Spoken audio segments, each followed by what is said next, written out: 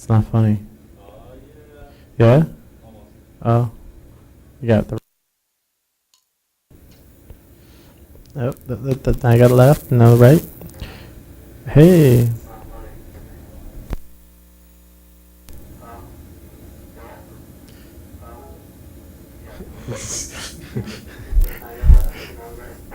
Do you hear me, Juice?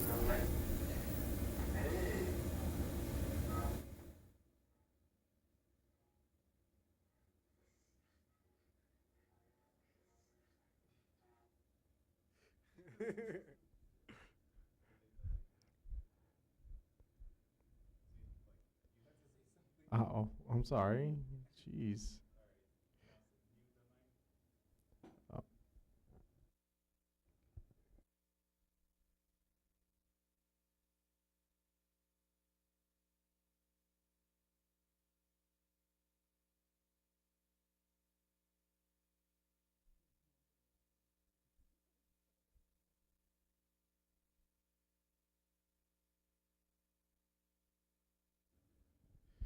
Wiggity, wiggity, wiggity, wiggity. Fresh, bro. Totally tubular.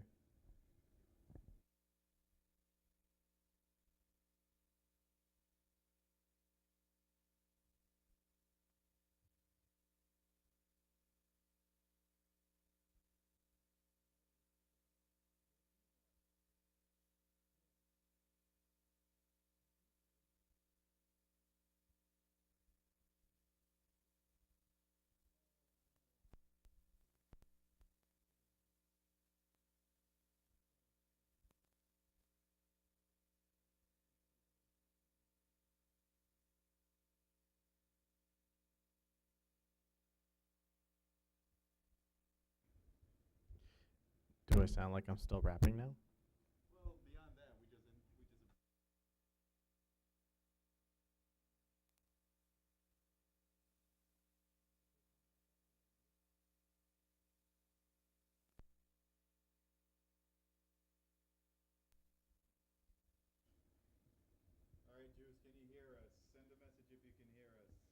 Do I still sound like I'm rapping? You know, wiggity, wiggity. Fresh.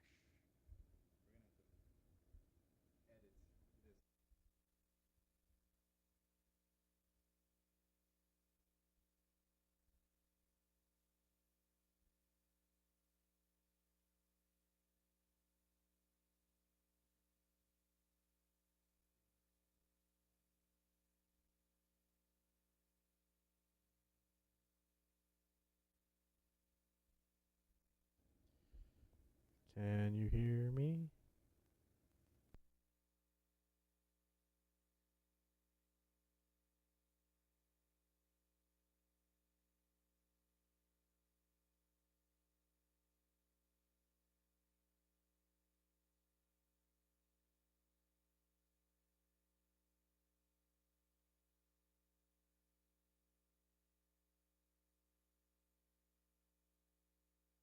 Now, oh, I was gonna say it's not showing up there anymore, but now it is.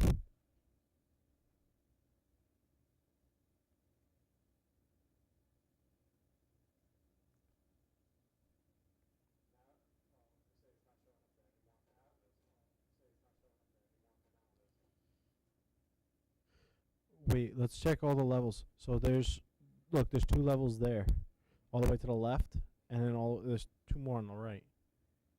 So what are maybe one of those probably should be turned down.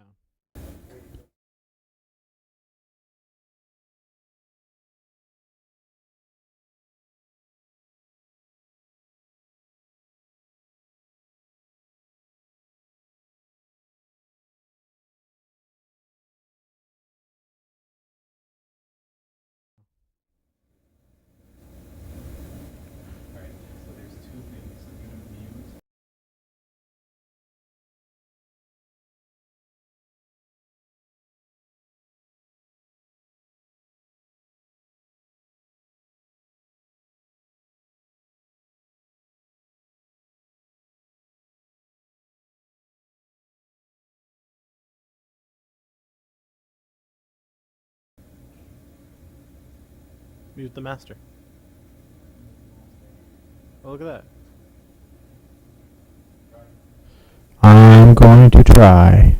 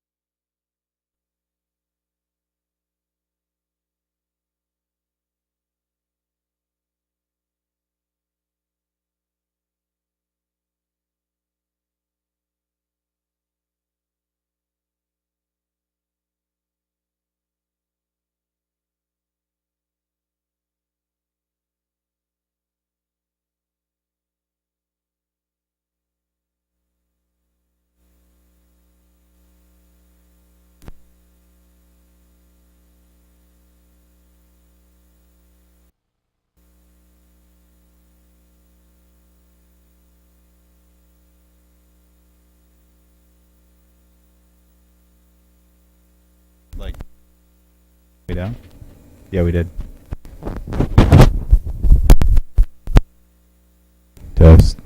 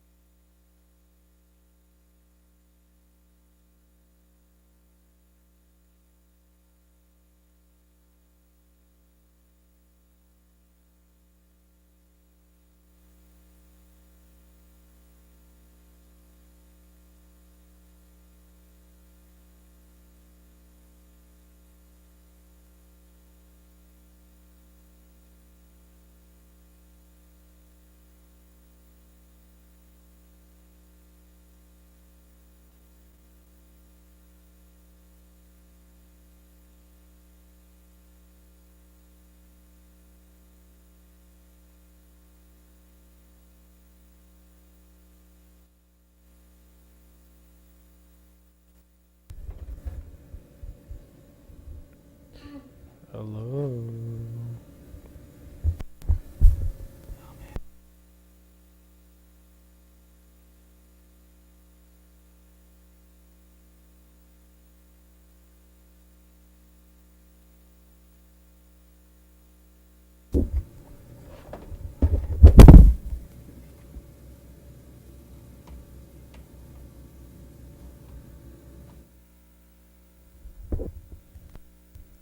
Hello.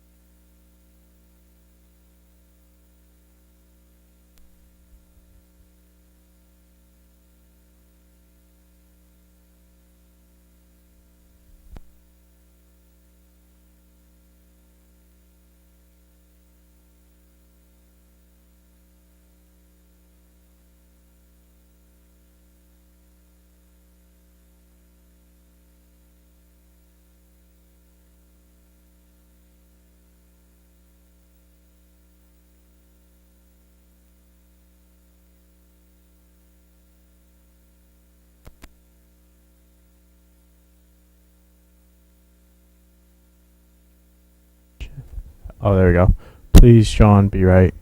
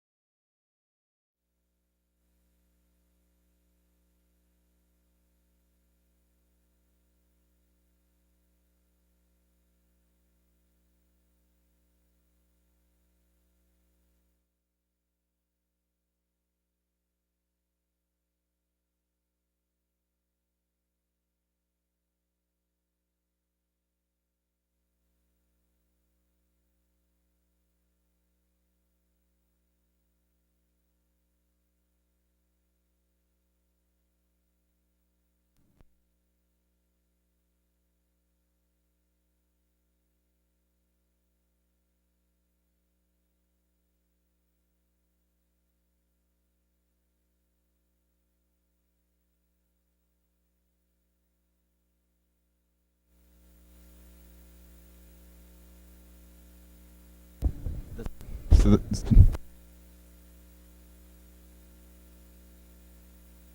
to one, if we're far reception.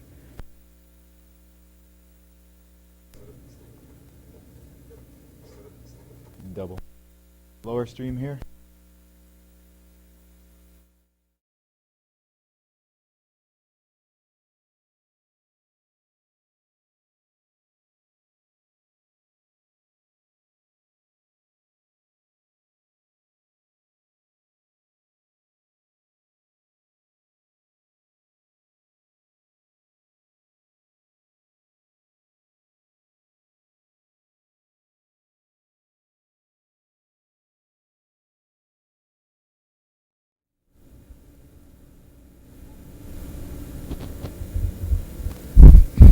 Testing master only. Testing master only.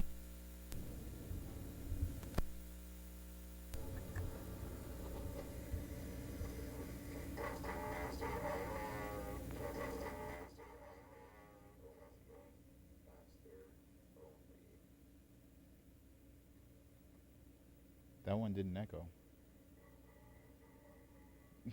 Never mind.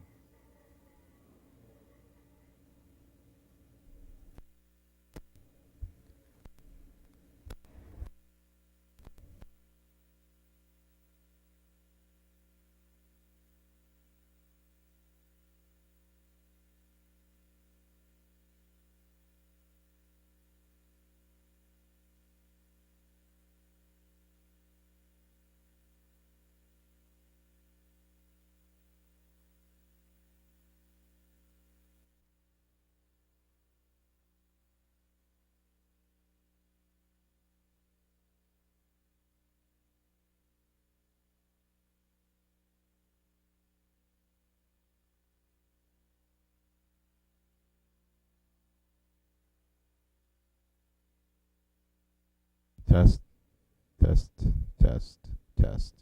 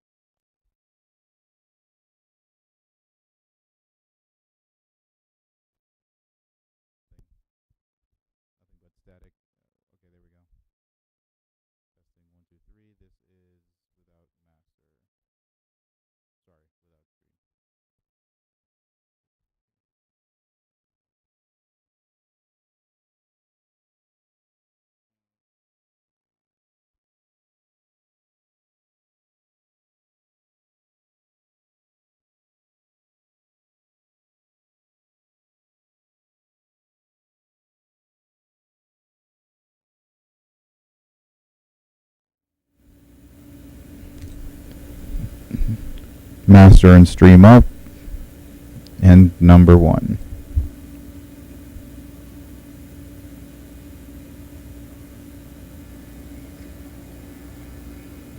Master and stream up, and number 1. Master and stream up, and number 1.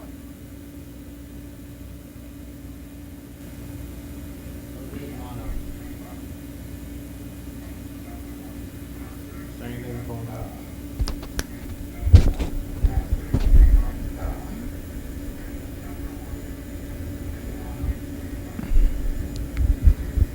Try lowering master.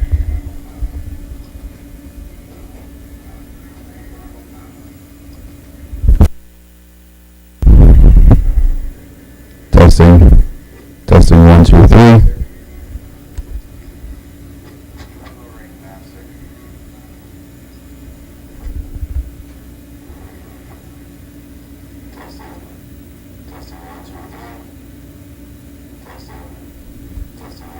What if we lowered the first one? Yep. Sure about that? Oh, wait. Yeah, I see it.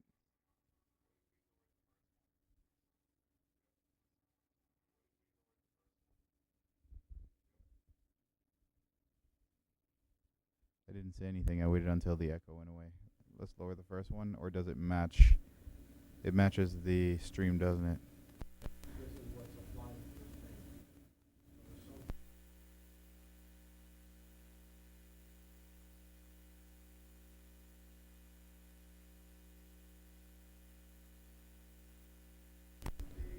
I am getting tired of hearing my voice.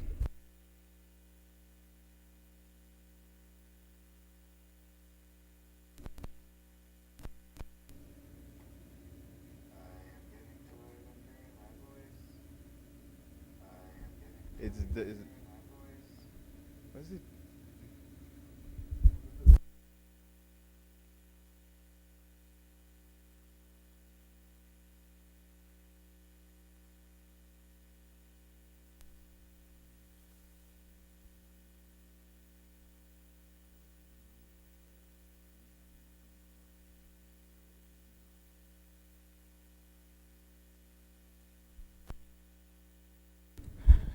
Okay, let's try with number 1 muted, but matching the stream volume.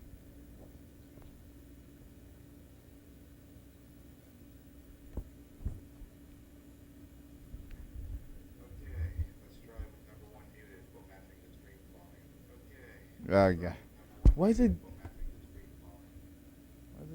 duplicated?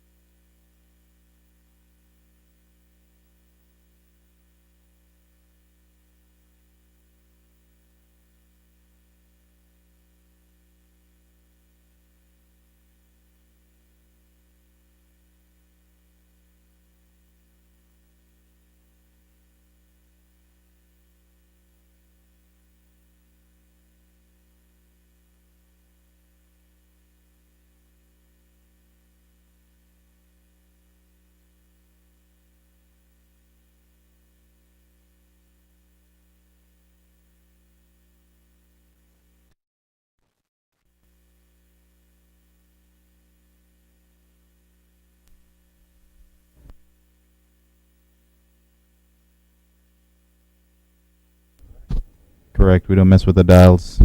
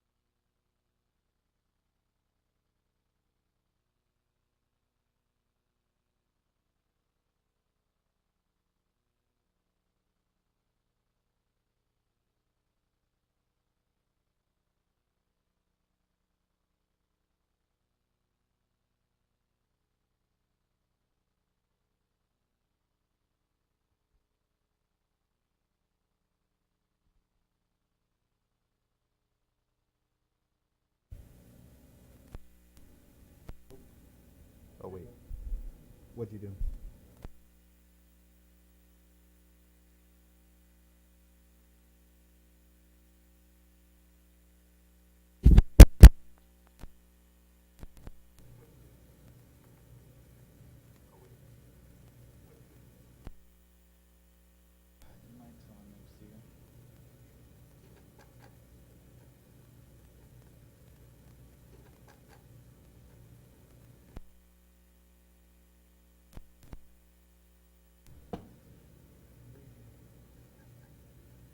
Yeah, be careful because we might change the middle schools.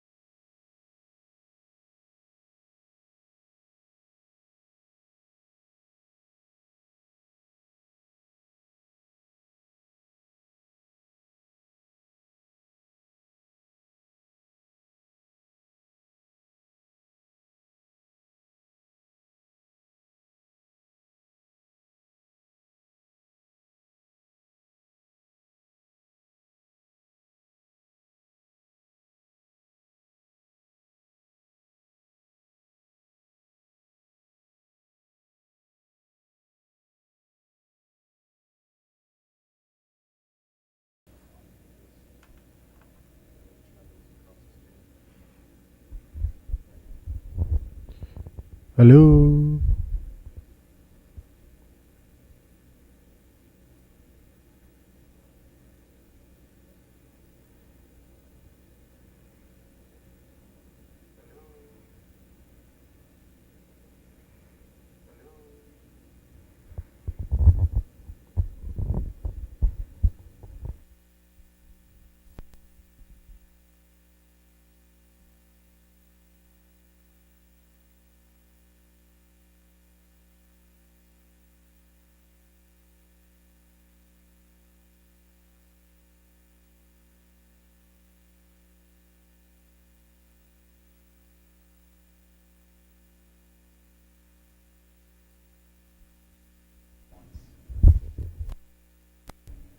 Hello.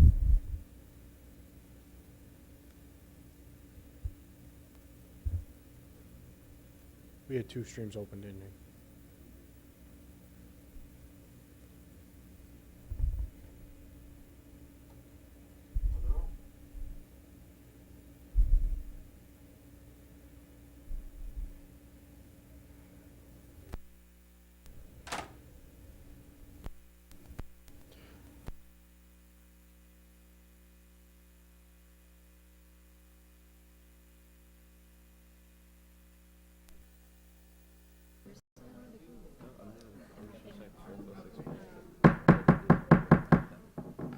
We could all please rise for the Pledge of Allegiance.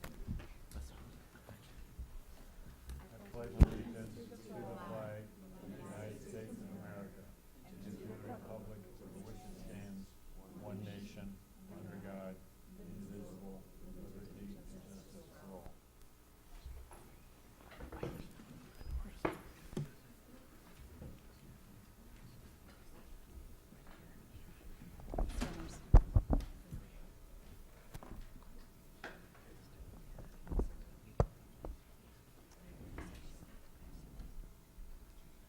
So everyone, welcome to our December 17th meeting.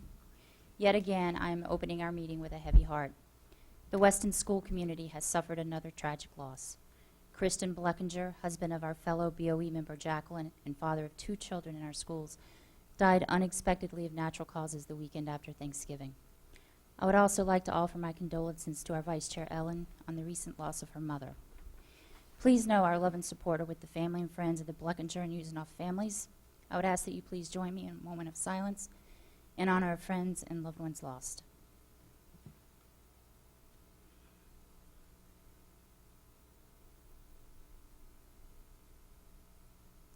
Thank you.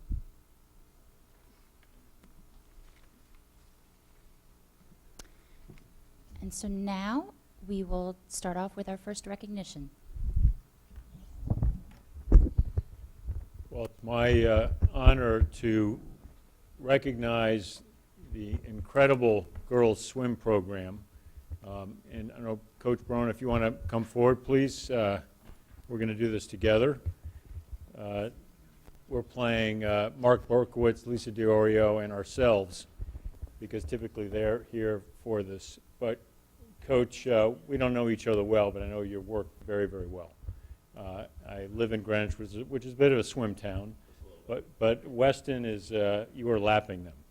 And I think per square inch, per student capita, you are swimming the strong strokes constantly. And I want to thank you. 6 straight years winning the state championship is incredible. And in this small, wonderful town, to be producing at that level is remarkable. So I want you now to celebrate your athletes. As those who are here, we'll give them a certificate, and the paper is small compared to what we really appreciate for all that you're doing. But Coach, why don't you carry it from here? All right. Thank you. It really has been an honor to come in and work with these group of ladies, and the accomplishments that they've done, you know, they make my job easy. It's an incredibly talented group, and it's fun to work with them. So,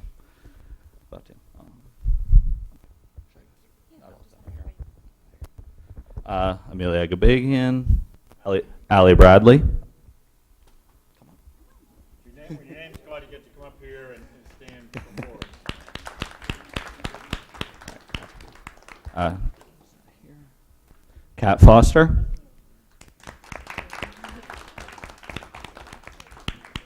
Katie Franco. Sarah Franco. Bella Gary. One of our captains, Rachel Gelfand.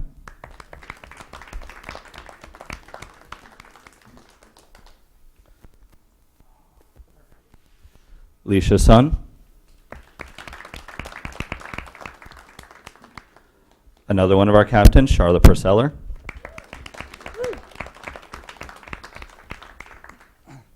Another captain, Alexandra Pelicano. Sophia Piscatel. Alexa Pappas.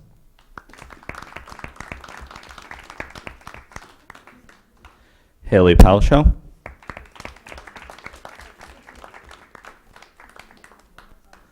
Nicole Linnell.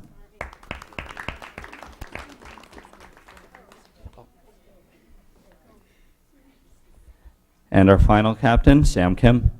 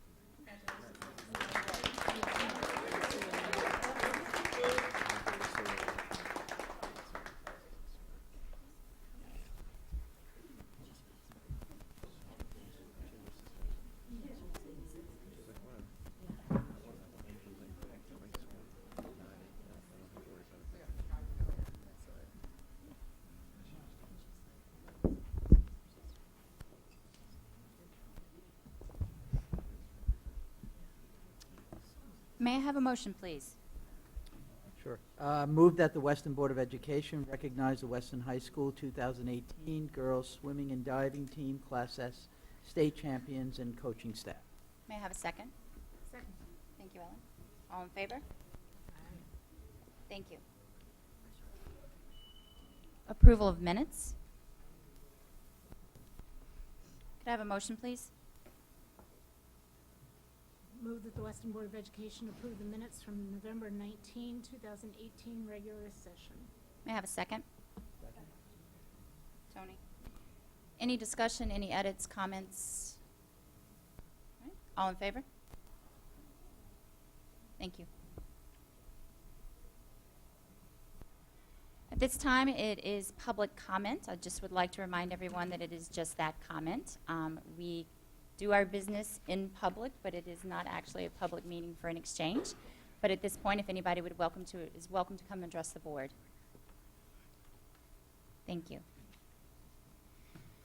All right, guys, you're up. Okay, so hello. We just finished up our 26 Days of Kindness, which was really great. The whole community of Weston High School came together to kind of promote a safe and healthy school environment during the 26 days and every other day, but those 26 days we really emphasized that. And Weston Student Government ended with a free bake sale, which was super fun. Moving on from that, right now is like we're in the thick of the college admissions decision portion of our school year. So Mrs. Green, our college admission helper at the high school, has been really helpful the past few weeks with meeting with a bunch of students, and I have a meeting with her tomorrow, which I'm super excited about. Yeah, something just to add to that quickly is she's finalizing the meetings with the seniors who are doing the regular decision applications, and then she's moving on to meeting with all of the juniors too. So that's super helpful and good for both grades. Next Friday we have an X period, kind of commemorate the last day before break. So each teacher picks a specific activity that they'd like to do, and then students will sign up for that as like a fun way to end the break, start the break. Also, midterm seasons are coming up in the first 2 weeks of January. So with that, the National Honor Society is doing a midterm study night, which is January 8th and the 10th. Other exciting news is the high school robotics team just had a competition, and they did extremely well with that. And even more good news with that, Ms. Diorio just alerted me that we've got a $500 grant from ExxonMobil, an ExxonMobil Education Alliance grant. So that's really something to be stoked about. And then there were band and orchestra concerts last week that I participated in, which went well as well. So that's everything. Yeah, thank you.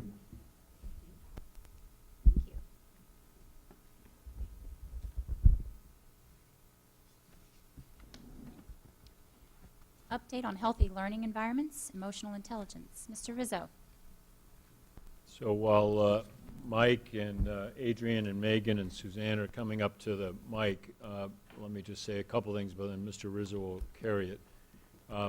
I was working with Mike on this update on emotional intelligence, realized, at least in my time here, I think this is the first time that, honest to goodness, frontline educators in Weston have come before the board, which I think is quite exciting, one. But two, this initiative, emotional intelligence, predates me being superintendent. Colleen Palmer started it with Mark Brackett coming in, and it's really carried forward. All of you as board members are aware of this program, Ruby, from your work with the Western Education Foundation, and then you also are aware. So what matters to me that we've got social worker and teachers and psychologists presenting on this is that they actually have been living and making this work. So instead of the superintendent or someone in the cabinet or principals saying it's working, we're going to hear from you. So thank you. Mike? Okay, so we're really excited to present here tonight. This is really wonderful, wonderful work, and I think you're going to see why. Our focus here tonight, and let me just introduce Suzanne Arnone, counselor at Hurlbut, Adrian Dunn, teacher at WIS, Megan Skelton, social worker at the high school. These, as Bill said, these are the people that are have been doing the work and leading this within the district. So it's a pleasure to present alongside them. What we'd like to do tonight is just give you an update on the work that we've been doing, a little bit of information about the actual tools themselves, how it's been rolled out and implemented within the school system, and then our next steps. There's as we know, this is a district goal.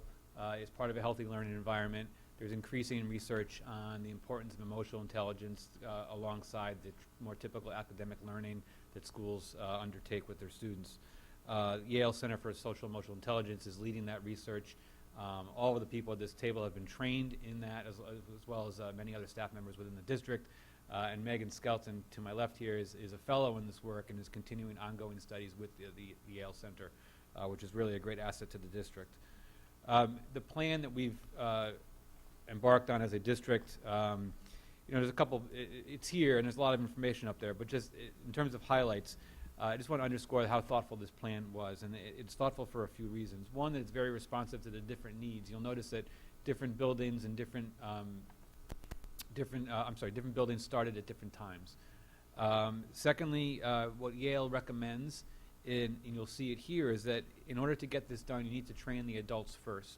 So the premise is that unless you're living this and understanding it as an adult, you're not in a position to work with students in these areas. And that's how this plan was done, which takes time, but is well done. And you also see that not only is it staff, students, but then there's parent components too. So we know that in order to make this work meaningful, involving the entire community working with children is really essential. Okay, and again, thank you for letting us share tonight, because we are working really hard, and it means a lot to all of us that you're want an update and see where we are. As a reminder, Ruler is an approach. It's an evidence-based approach for integrating social emotional learning in the schools. Ruler teaches the skills of emotional intelligence in recognizing, understanding, labeling, expressing, and regulating emotions. There are 4 primary tools that are designed to enhance emotional intelligence, and we're talking with school leaders, teachers, staff, students, and families. These tools are the charter, the mood meter, the meta moment, and the blueprint. So one of the first anchor tools is the charter, and as we all know, more than ever, the emotional climate affects the community's well-being and all of our students' ability to learn. And the charter is a collaborative document that helps schools establish a supportive and productive learning environments. It's created by members of the community, outlining how they aspire to treat each other. And the community works together to establish common goals and holds each other accountable for creating the positive climate that they envision. You can have class charters, school charters, faculty charters, and we're even moving towards having family charters. So here are some examples that I've collected from the intermediate school, and Suzanne's going to show you and talk to some in a little bit too from Hurlbut. I love how each one of these charters are really unique. So for example, last year, my class, one of the words, it's a little hard to see, but one of the feelings that they really wanted to work towards feeling every day was the feeling of being included. That was really important to them. Where a word that my class focused on this year was they wanted to feel inspired every day, which I think is pretty cool. So these are two examples of charters that were developed by teachers this year at Hurlbut. The one on the left shows the kindergarten classroom's charter. The one on the right is a first grade. And you can see that the three elements of the charter are outlined. You can just see more specifically on the one on the right. The first piece being, how do we want to feel as a class? And so they brainstorm the words that represent what most of the people want to feel every day at school. Then the next part is, how will we feel this way? What will we do so we feel this way? And the third part is, when we don't feel this way, how are we going to respond to that? So that all falls in the one on the left as well. They just look very different. Every charter is unique. These are, this is an example of the mood meter, which is the second anchor tool in EI. The mood meter allows a person to plot where they are in terms of their pleasantness and their energy. So in this mood meter on the left, it's used at the intermediate school and secondary schools. It has the negative and positive numbers. The elementary school mood meter does not have the numbers. They don't know the negative numbers at this point. We focus more on what are the feelings in each quadrant, the colors of each quadrant. And it's really wonderful. The children, you know, they know what feelings go with blue and what goes with red and yellow and green. This is, the next are two examples of mood meters that teachers have done with their classes. The one on the left is the classroom door of a second grade class, and the teacher brainstormed the feelings for each of the four quadrants and put them on the door. And so that's kind of a permanent piece of art, if you will. The mood meter on the right is in a kindergarten class. So this was early on in the year, and the teacher put faces up because the children were really not readers at that point.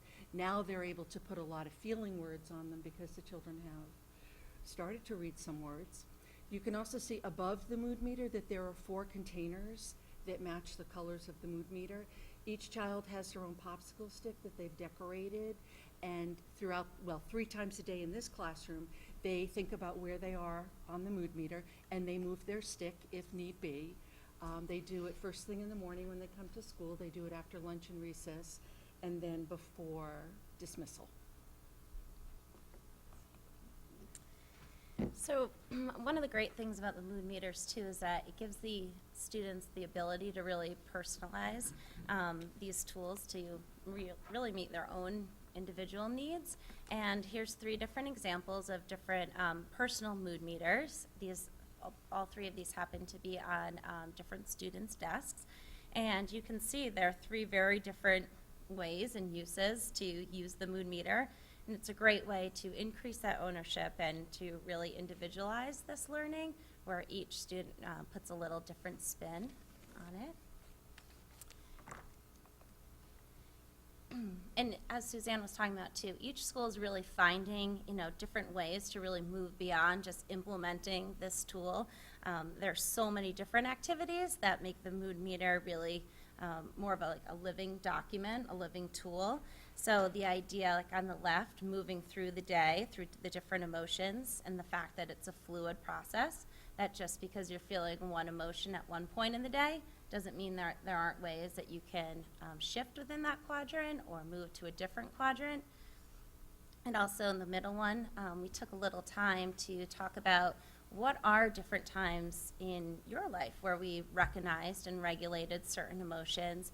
We shared some of those moments that as a living document. Students are still adding to that, to be adding just different examples to kind of connect with each other and to share their own experiences.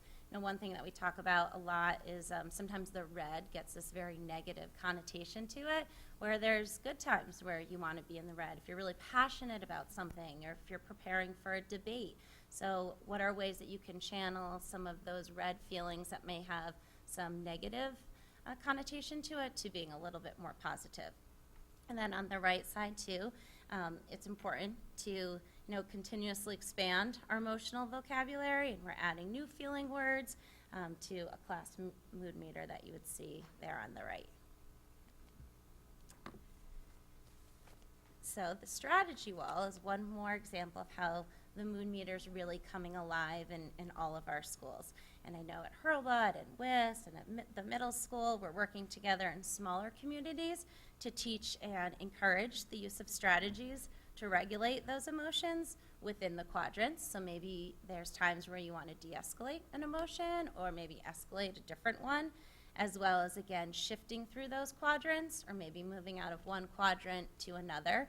And these are just some examples of ways that you can do that, some really easy ways. So when a student gets maybe stuck in a moment and they do want to make that shift, here's just some ideas of ways that they can do that.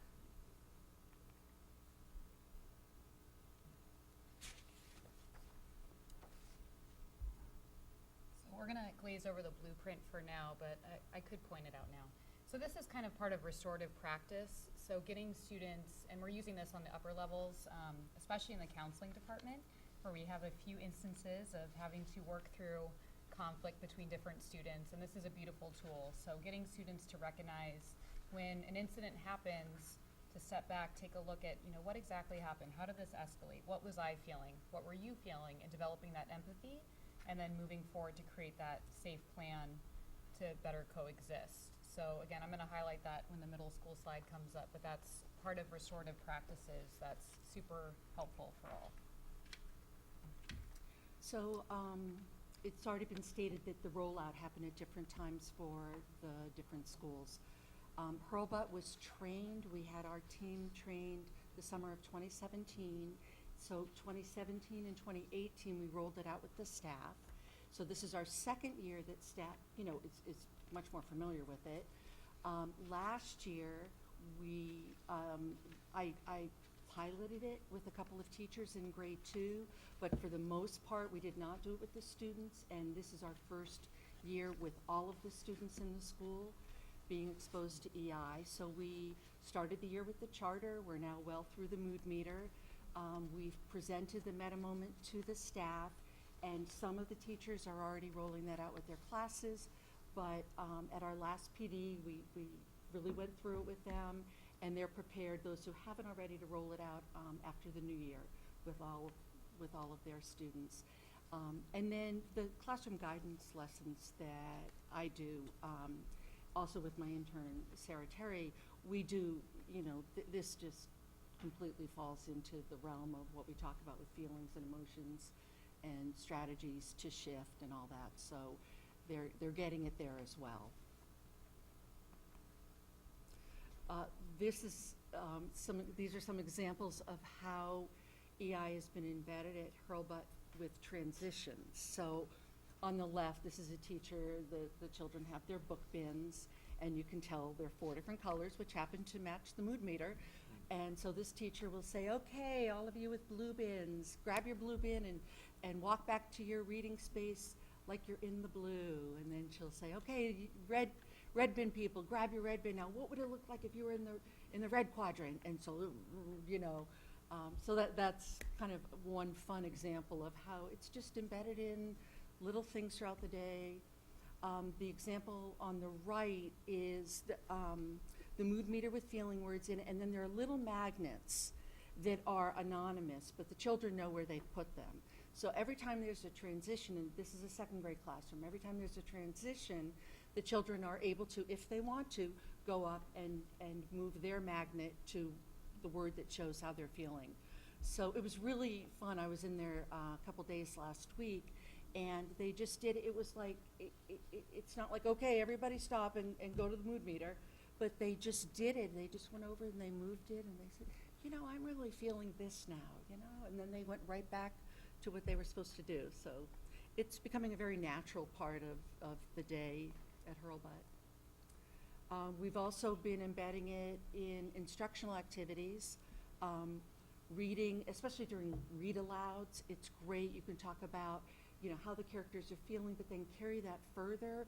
What are, you know, color are they in on the mood meter, and what words would describe that? So we're really trying to develop a feeling and emotional vocabulary as well, not just sad, happy, mad, scared, which we might tend to use with, you know, the really young kids. They are really good at, especially second grade, at identifying the more sophisticated feeling words. In writing, here's an example. This is a first grade class, and the teacher read the story, The Lonely Scarecrow, and then the activity was write about how the scarecrow felt in terms of where was he on the mood meter, and then tell of a time that you felt that way. And so she writes, the student writes, he was in the blue, but in winter he shifted when all of his friends came. When I was on bus 6 with Arya and Lily and a spider crawled on my legs, I was in the blue. So again, it just falls naturally into a lot of the things that we're doing. Also in the LRC, Sharon Rodko talks about how after the kids make something in the makerspace, they talk about how they're feeling, and you know, the words like proud and curious and inspired, and they plot it on the mood meter, and it's really cool. It's like it's really everywhere in the school. It's sort of infiltrated all of what we do, including the, as I said already, the developmental guidance lessons. So at the intermediate school, we're in year 3 with the staff. As Mike talked about in the introduction, we rolled out with the faculty, as all schools are first, and then with the students. So we're in year 2 with our kids, and we really are feeling like we're in a good place. And although many of the third graders had come in with little experience, there are some that have been coming in who've been exposed to it, and it's been really interesting to see them take the lead in the learning, so you can already see the effects even in that small group. Really every stage of emotional intelligence, the development is important. For our WIS group, they're really at the stage where they're able to focus more on, you know, moving from just recognizing their emotions to really learning how to regulate them, which I think is a very important stage to be at, and they feel great ownership over that as well. So our focus now that we're in year 2 with the students, we really want to embed the emotional intelligence authentically into our curriculum. And so we really want it as an add-in versus an add-on, which I think everybody thinks is important, especially the faculty. So this year we're really taking time, we took time at the beginning of the year to consider what's the best way to set up our classroom to really encourage and give our students a place to maybe stop and take a moment to reflect. If you walk around our school, you'll see bulletin boards outside talking about different mindsets. Inside the classrooms, we have more space dedicated to this, which is helpful for everybody. And now we're really making more of a focus on implementing these tools right in the beginning of the year, taking some time, talking about them, introducing them, reminding the students of what that might look like. And now we're really moving on to see, you know, all the authentic ways to be embedding this into our existing curriculum. So looking at what we have and finding ways that we can really enrich our curriculum that we have with a focus on emotional intelligence. So for instance, we're in social studies in 5th grade with the explorers. You know, we spent some time talking about how do you think these explorers were feeling when they were leaving their countries to go into the unknown, and how do you think that maybe that affect who they were and what their goals were. In math, if you find yourself getting into the red when you're seeing a word problem that might be a little overwhelming or challenging, what are different strategies you can use to, you know, get yourself to a calmer place where you can really approach the word problem in a much more emotionally stable place.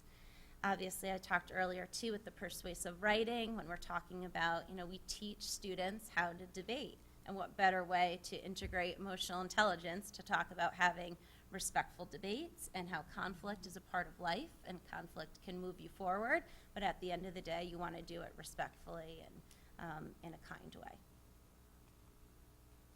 Great. And we are in, oh, here we go, sorry. Year 3 at the middle school as well. They were one of the foundational schools trained and really working through ways of embedding it into every fabric of our being. One thing we did note in the beginning, it was challenging. Now that students are in middle school, they rotate, they don't have one teacher. It's a very difficult age group in general, and there's a lot of transitions. We originally started rolling this out to staff first in the second year, which was last year, to students through the advisory setting. A challenge in that is that the advisory teachers don't perhaps know these students as best as some of their homeroom teachers or the other curriculum teachers. So we really learned from that. And it made us bump right in there with curriculum. Like, you know, how can we do this and make it authentic? And an easy way in was the health curriculum. And one thing that they did this year that was really great, and I'm sure you've heard about it, was the 8th grade health fair, where they had students talk about different mental health topics and really research them and then present to parents or community members that came in about the mental health topic and provide strategies and tools for that. In addition, they've added to the 6th and 7th grade stress and body image units. So not just talking about it and creating the stress in the classroom, but thinking about ways of building in strategies as they're talking about those topics. I did mention restorative practice using the blueprint. We had a meta moment slide, and I don't know where it went. It disappeared, but it's our burnt toast guy. When you leave our lovely library, it's on the wall, on the window that we use as a wall. And it's a really great tool, especially for the upper levels, because they've gotten the, you know, the basics of the mood meter. They're really ready for that next level now at the middle school. So with the meta moment, it's where you have students identifying what their best self is. You know, how would you like people to describe you? And they come up with 3 qualities, and then in conflict, you challenge them to channel their best self, and you can name what your best self is. Mine's non-creative, Meg. Okay, so what would Meg do in this moment? And you think back to that, and then you choose your slide. On the left, we have Peter Dye, who's a 6th grade English teacher. He has the best handwriting. I had to use his example, but using a plot analysis and pairing it with the mood meter. So getting students to, again, take into account what the different characters were feeling and how that influenced the actions in the book. And on the right, we have our mood meter in Espanol, which is great. Building our students' vocabulary as they're in those classes. We've lost some of the Spanish words on there, but again, this is another way that we introduced it to students when we first did rollout, was putting the Winnie the Pooh characters on there, which helped them really think about, oh wow, that makes sense. So Tigger was always, you know, very hyper, but in a good place, and Pooh, again, a little more calm. So the whole concept, which we keep reinforcing to our students, we want them in the best place for optimal learning. We're a school, we're here to regulate so we can be our best learners. So sometimes being high yellow is a lot of fun, but not conducive to 6th grade English. So again, teaching them how to strategize and come back down to a place more available to learning. The high school. So our high school was trained, their EI team was trained 2 years ago now. We last year focused on the faculty and have taken a thoughtful pause. What we've learned is that these are really great anchor tools. Our concerns are, is this high school appropriate? Our students are going to be coming up knowing these anchor tools. They are going to be ready for more. They're going to be ready for that next layer of strategies, especially now that they've had this, you know, all the way going back to Hurlbut and building up. So they are important and they're going to be embedded into our curriculum, but we know that we need that next level. I'm going to have Mike Rizzo talk in a moment about exactly what that means, but DBT Steps A is a program that we're really looking into that we think would be phenomenal to add in addition to our anchor tools for EI. In addition, we've done a lot of school climate surveys. We want to get a temperature feel at the high school. How do we feel as students? How do we feel as faculty? How do we feel as staff? And how do we feel as parents in the community? You know, what are the target areas that we want to address? We know that there's a lot of stress. We did particularly pick for the college selection process that topic. We really want to offer more EI opportunities for parents. We actually just hosted one, and I'm so glad you mentioned Miss Green, our college and career counselor. She's really amazing, and we used her opportunity with the parents to come in to talk about, as parents, let's prepare you for these decisions. right before the ED and early action decisions came out, we had that parent coffee to talk about how are you going to react? What is this going to feel like for you if your child doesn't get into their number one pick? That could have also been your dream. Let's think about that. Let's strategize. And how can we all move forward in such a positive manner, supporting and realizing that this is a difficult time, but it doesn't have to be the end. This is the beginning, and there's so many great opportunities ahead for each of our students. Again, I talked about the challenges. We're really excited about our future work. The high school is ripe for so many different avenues with our curriculum. The teachers are really motivated. It really spoke to the vast majority having that training. They really loved it. And again, we're excited about adding this DBT layer in addition to the anchor tools. I'm going to touch on families. Again, as Bill mentioned prior in other meetings, and Mike mentioned in the beginning of this presentation, that as a district, we're really focused not only on our students and our faculty, but our families. EI is not a program, just for students. It's not meant, to teach in one class. This is supposed to be embedded authentically into our everyday being. So we as a district know that, recognize it, and we are focusing really hard on how this is going to be rolled out by building for our families in addition to our students.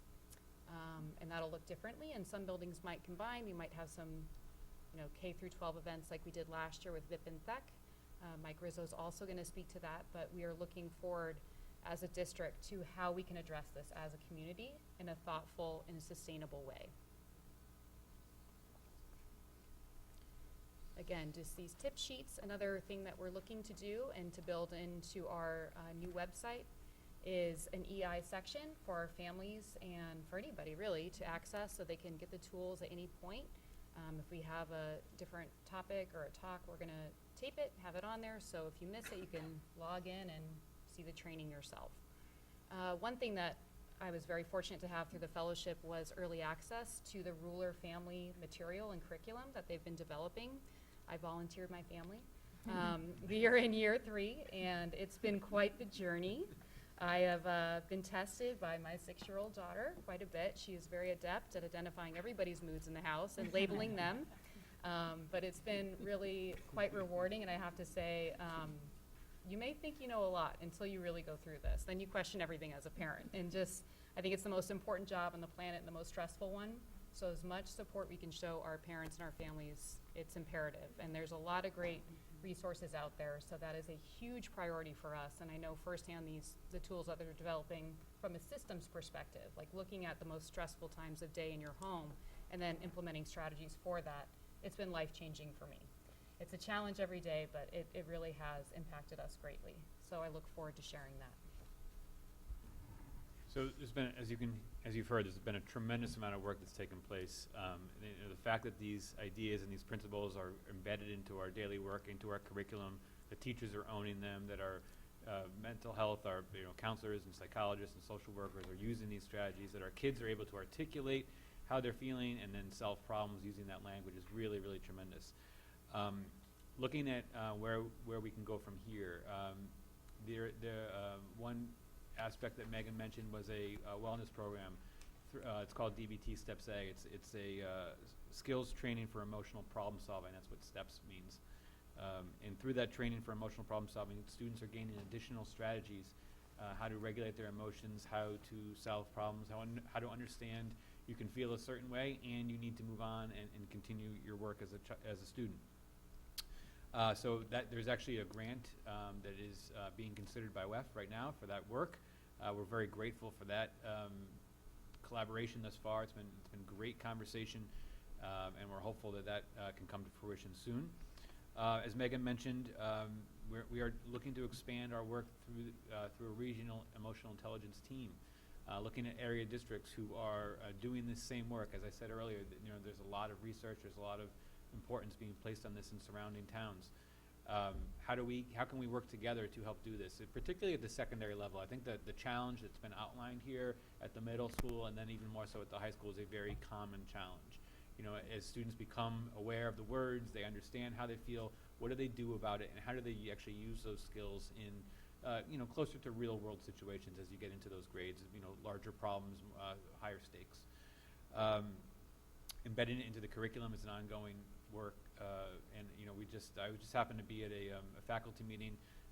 Suzanne ran along with Laura Cadis, principal, and other members of their team.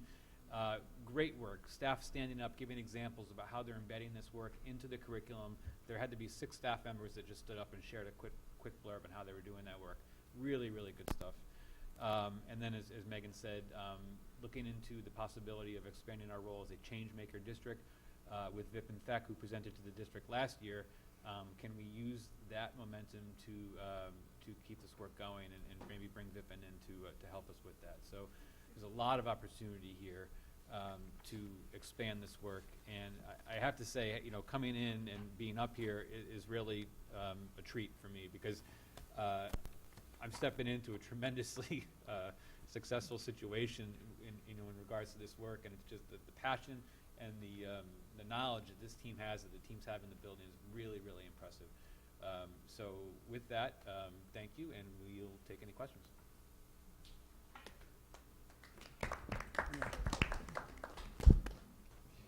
While the board's assembling around me, oops, sorry. Principals who are here, I don't know if you want to share anything in terms of what's been mentioned. Dan ran away the minute I mentioned principals. Are you in the red, Dan? Or are you turning the lights on? You're in the green. Okay. So I don't know if principals, you want to share anything before we get into question and answer, just during the question and answer. I'm happy to share just a little bit to follow up on what Megan said. This year at the middle school, it really has gone more into the curriculum. Last year, it was more teaching what emotional intelligence is, teaching the anchor sets, and now the teachers are finding those natural places in the curriculum. We saw it in the Spanish mood meter. It's great when you actually see the Spanish words, and the teacher starts a warm-up exercise. For years, teachers have been asking students in Spanish, how do you feel today? And it just gives it a whole new context. Seeing what Peter Dye, actually 7th and 6th grade English teacher, what he's doing, putting it into practice. I think also just seeing it alive at our winter concerts, when our orchestra conductor, Megan Stewart, said, for this next song, I'm not going to conduct, because it's important for the students to feel the emotion of the music and learn to play with each other. And she sat down and played alongside with them rather than conducting them. It's those little moments that I think speak to how this is now becoming part of the culture.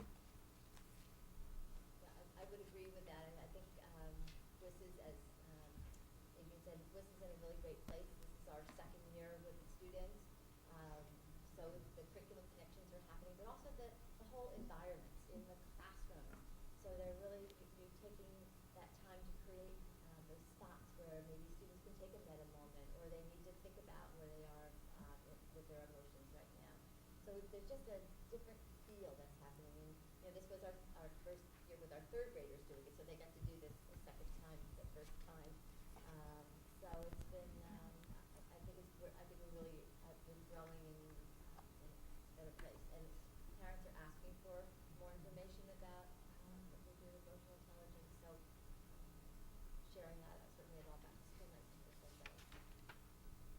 I would just add to that, we're excited to look forward to how we can integrate this with some parent nights or through more parent communication. And we've been amazed with our first year rolling out to students how quickly it has become just a part of the culture of the building and the language the children are using throughout the day. And we're very proud about the implementation. I think it's really gone well across the entire building with all of our staff, the office staff, their educators, teachers, everybody. The fact that it's so embraced by everyone. I mean, because if you really don't do it well, it doesn't get done. So just, watching the 4 of you and knowing that the kids are Winnie the Pooh pleasantness. I mean, it's really spectacular that in a very short period of time this has become such a focus of the culture of the school. It's really impressive.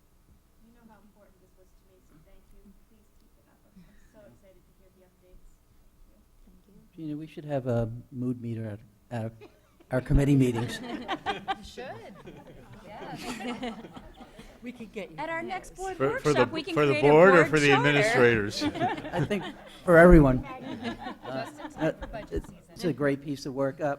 I know it's early days, but, have you, yeah, and you mentioned the stress level that students have in high school, especially as they transition into high school.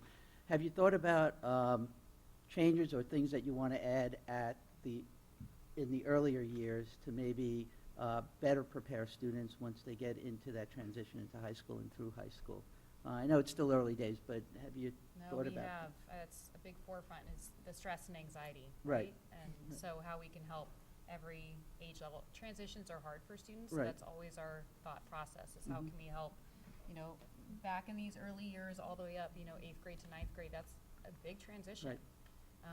We're always thinking about ways of implementing. We did a lot with the 9th grade class when they came for orientation. That's just the students, but again, with that focus in mind, with when we go through the different resources and who's in the building, we did give some teasers with these anchor tools and how to access resources. And most students right now in this room are probably in the red.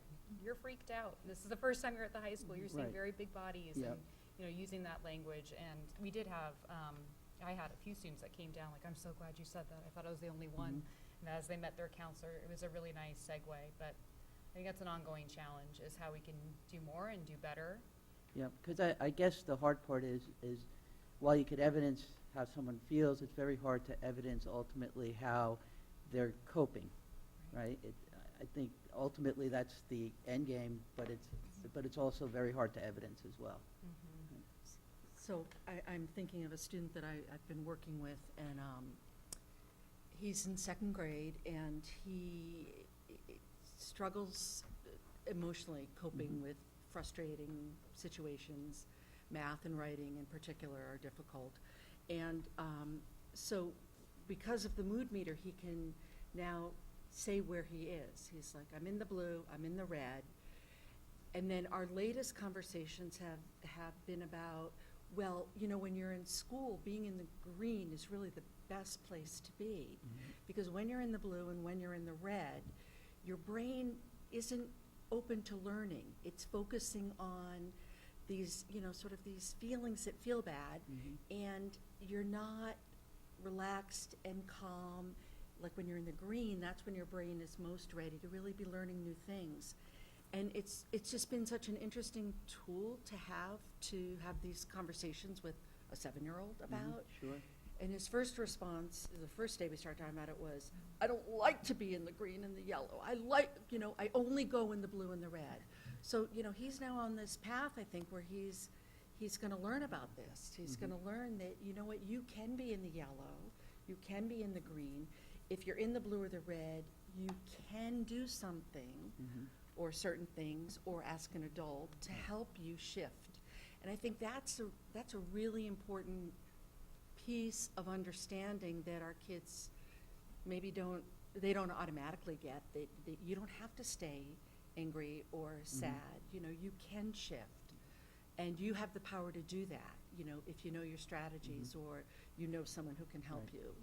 So I think at our level, it can be really powerful in that way, and then hopefully, as they move along, they'll have learned.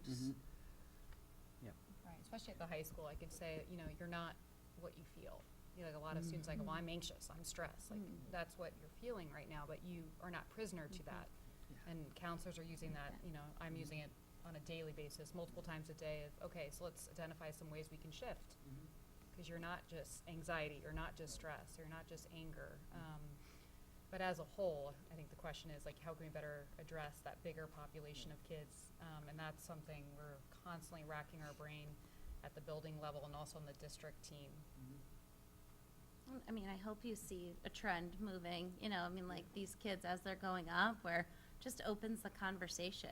I gave a math test the other week, and I had a kid come in and he said, I'm in the red, but not in a bad way, like in a, ready to go red, and, that's good. Just that that's part of, before you take a test, you kind of check where you are and, help, recognize and label and then regulate that. So, hopefully you'll see the effect as these kids are moving forward, too.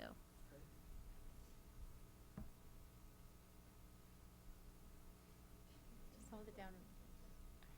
There you Thank go. you. Thank you, thank you. No, I just wanted to, I mentioned this to Suzanne earlier, that it's wonderful to see and to hear 5 and 6-year-olds coming home, learning it Monday through Friday, and then coming home on Saturday and Sunday and using those tools independently to identify and regulate. And I think just the second part of that, Ed, I think it's really important for parents to understand the stepping stones per school as they get older and how you're getting more and more strategic, because as we all know, companies are using EI tests to hire and to determine how successful they are going to be at the company. And the fact that Weston has identified it as a cutting edge opportunity, I think is just, it's great. It's amazing. Well said. To kind of piggyback on that, because Ruby took away about half of what I was going to say. But no, I think it's so important in this district that we're acknowledging that there's a responsibility, we have a responsibility to broaden our definition of education, and it's no longer about the content or the subject matter, that this is the evolution of education. I mean, this program speaks to that. My question is, we're kind of, you outlined the rollout at the different schools and the training that was required for staff members and then for students and how it evolved. And now I'm kind of hearing what's almost like the EI Initiative 2.0, right, which is embedding it into the curriculum and getting it to be more a part of everything that we're doing. So my question is, what structures are in place? Because you outlined the structures that were in place to introduce EI to the schools. What structures are in place to share that knowledge about how EI is being interwoven into the different curricular areas, and what opportunities are there for collaboration and for formalizing those opportunities into what it is that we're doing in our curricular maps? I think we can all chip in here, but I'll start it. Great question. So what we identified first, we had all these independent school teams, the EI teams that were trained, and we're all different areas. So, with central office staff, Bill, Ken, Mike now all establish, that we do need a district team to oversee the entire school teams and to come up with a mission for our district and where we're going with this, and making sure that, implementation, that the teams at each school are feeling supported, and we have vision and we have support with that.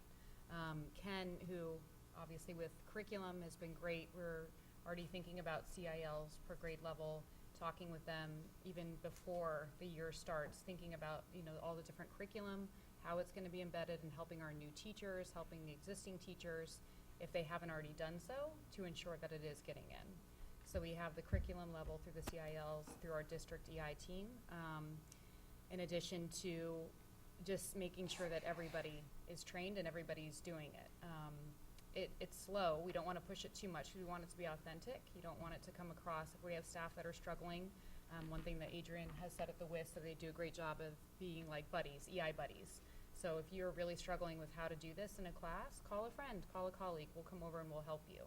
The same goes at the higher level, the middle school and the high school. Again, we haven't done the student rollout yet, but we're checking in with staff and making sure that we all have a system of who do you go to if you have a question about this, how are we going to do this, and we have our point people per each building. I think this is a work in progress. I think as we keep developing and evolving, we identify new areas of need and new areas of strengths. And again, as a district, and it was up there before, our areas are really moving this forward, embedding in authentic ways. Curriculum, that's our first and foremost, in addition to outreach to the parent and greater community of Weston. Those are essential. This has to be the whole ecosystem of a student to really see the change, and for it to be true, authentic EI skills. So that's our goal, and it's a lot. So there's going to be a lot of steps along the way, but our district EI team is really taking the lead with that. I was just going to add that one of the structures that we found helpful at the middle school is to have this standing agenda item at a faculty meeting, and that's where like our examples came directly from the teachers, from share-outs, and then they just were able to forward us some backup information after sharing with the faculty. It sparks other ideas when the teachers hear what other teachers are doing. And just one other idea that came up recently was making sure that in our new teacher induction program in the fall, as teachers come on board, that we bring this up and we make sure that they understand the tools and the work that's going on in the district so that they can come on board and get moving up to speed more quickly. Did I hear that we're going to have Vipin come back? Because I have to say, that was one of, hands down, probably one of the most amazing presentations ever on any topic. Agreed. He's just utterly phenomenal. To sort of think that we might have him back again, that's... We are having him back again. Yes. I don't know how much detail I can give, but on February 25th, reserve the date. We don't have the time, but I'm sure it will be not too far from this location, if not here. And again, this is where we're collaborating with regional districts. So Vipin has done some incredible work, as you know just from hearing him speak, but his whole concept, and he was partnered with Yale through the fellowship. That's how I got to know Vipin. He represented Ashoka, and we also have Mark Brackett from Yale. His whole concept is, again, going beyond just the student with EI skills, changing whole communities. And that was part of my fellowship project. And that's where we are. And his research is lacking in the Northeast, but it has to be bigger than Weston, or he'd like it to be bigger than Weston. And there's a lot of area districts that are in similar positions, maybe not as far as we are, but that would like to be where we are. So they're going to be invited to also come and hear him present on what, this change maker communities and districts are all about. And hopefully we'll get some friends on board and be able to explore that more. But right now it's purely in the exploration phase. That is wonderful. And Megan, Adrian, Suzanne, thank you so much for taking the time out of your evening to join us this evening. When we saw the PTO presentation, Bill had the great idea of presenting it here. It really means a lot for us to hear from the people who are on the front lines doing this every day. Mike could have done a phenomenal job with this presentation. Yes. Not as good as they did. But hearing the details of all the interactions with the students and just hearing how much you can tell it means to you as individuals. And I think that's the core of what this gets to, is like respecting the individual and recognizing the individual and how we're all different. And it really, really is special having the three of you join us this evening. Thank you. Thanks for allowing us. Yeah. Thank you. If I may add one point from your EI level, nice job, because when I approached at least two of you about, I said, just do exactly what you did for the PTO. This is a totally new presentation. So you did your own bait and switch, so, but this was masterful. So thank you very much. Thank you. Our pleasure. Thank you. Thank you so much.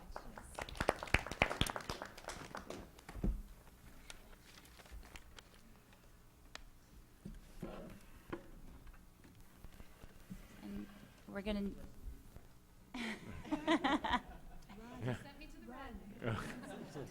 And then now for the Weston High School Health and Wellness update, I do believe we have a last-minute substitution. Subbing in for Ms. Diorio will be Dr. McCursey. Well, it's actually going to take three of us to fill in for Lisa, and the other principals can either stay around and watch the invitation, or you're welcome to leave. But our student government representatives, the student board representatives are going to stay through this to sort of add in. Lisa very much apologizes for not being well enough to do this, but she sent me some notes.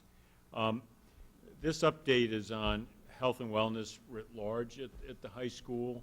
I'll get into a bit of some climate questions and issues, and then we'll end on the topic of vaping. So it really will cover a wide array of topics. I'll do my little bit, then you two fill in. Then I'm going to put it over to the table for Lewis, possibly Mike, on the vaping question. I sent to the board twice this weekend a videotape that Mrs. Diorio had done on climate issues at the high school. From your honest perspective, when you get your moment, love to hear how this went with the students. I can tell you that it was rooted in a particular interaction with a particular family here in Weston concerned about climate issues. That family twice this weekend wrote me thanking us for the message. The second email came because I wrote back quickly and said, thank Lisa, her team, I had nothing to do with this. They wrote back, no, seriously, Bill, this is the type of message, quote unquote, that needs to go viral. And that's from a family that works actually nationally and internationally on these particular issues of anti-Semitism and other topics, which was a part of the message if you saw it. I had planned to show it tonight with Lisa here. Meredith Herman convinced me that Lisa did not want that to happen, so she was actually pleased you got to see it this weekend and can study it as much as you want.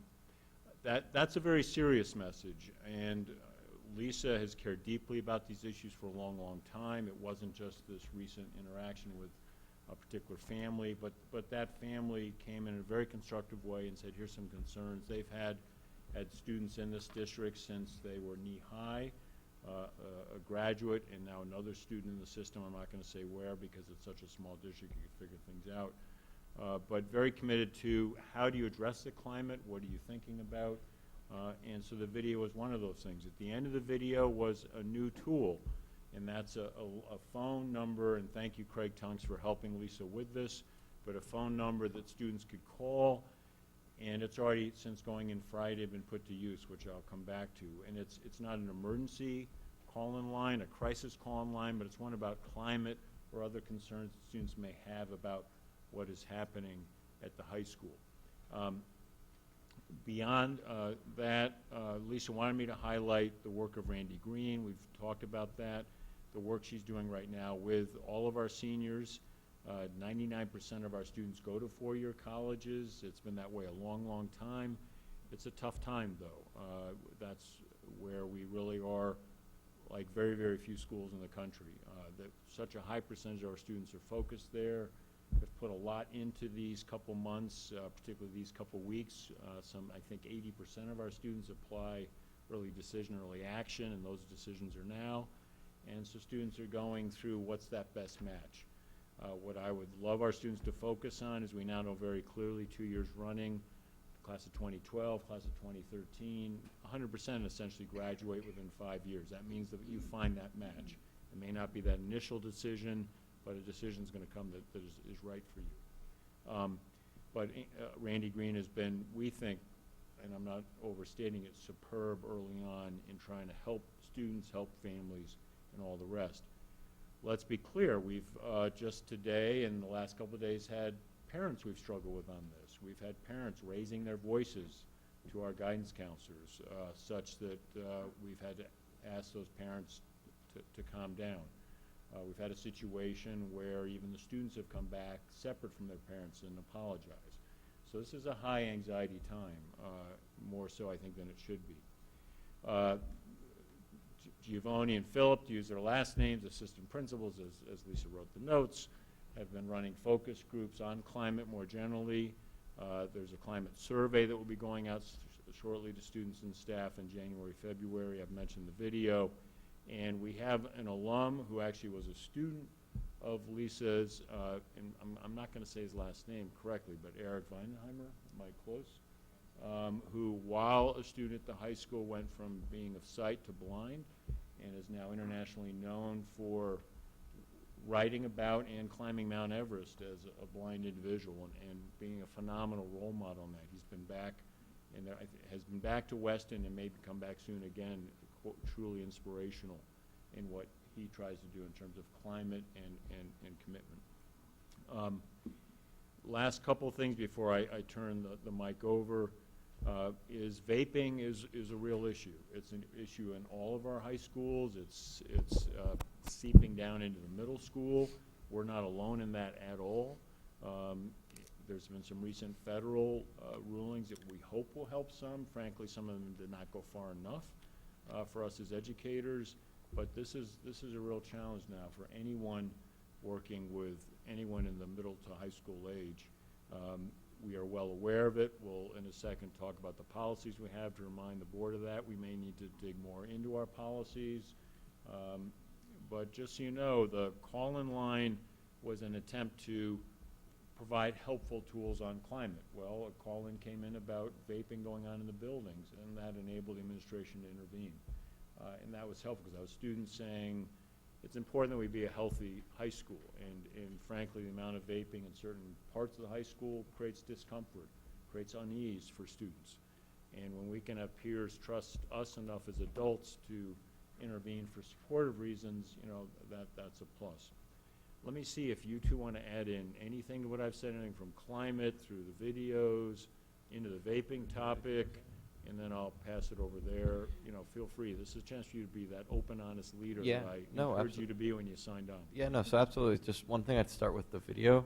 It makes me think of the same thing they just talked about with the EI, is that I think entirely the intent is there, and I think it's positive, and I think it's well-intentioned. Just from the perspective of a student, I think the message wasn't entirely received as well as it should have from the perspective. I know it went home to parents, and a lot of parents were really on board with it, but just for those who hadn't seen the video, one of the things that really stood out with the students was like the pyramid. So like the first few levels of the pyramid were like unconscious bias or intentional discrimination. And then the top of the pyramid was like mass genocide. So that really actually turned into like more of a mockery. And it maybe actually makes me think of last year too. We had a huge, it was through student government, but also Miss DiOrio. They did anti-vaping pens. And again, the intent was very strong. It was very positive, but probably not that well thought out. With the double entendre, vaping pens became, you know, what they probably shouldn't have been. So I don't know what we can necessarily do about it. Maybe work closer with the students, but on both of those cases, I think the intent was extremely positive, yet the execution with some of the students wasn't as well as it should have. And I don't know how that's supposed to be fixed, but that's just my honest opinion. I don't know if you have anything to say about that. That's very well said. Can I chime in on that? Because I think what David just did was so courageous, because the fundamental problem that we're having, I've been doing, as chair of the policy committee, this is something that we've been wrestling with, and I've been doing a lot of research into this, about reading articles about how other districts are handling it.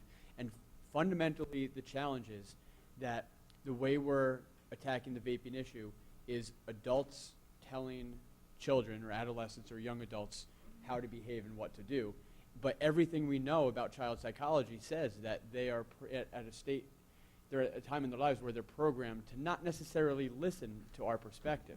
So I think, you know, David, what you hit on is that the intent was good, and I think we're on the same page, but the communication didn't resonate because it was an adult voice speaking. I think what we actually need is we probably need some more input from people like you as student government representatives to talk about, well, how do we craft this message and how do we tailor this message so that it will be received the way it is intended. And, you know, just like we can't think like teenagers. We're not teenagers, we're adults, but you guys very clearly can.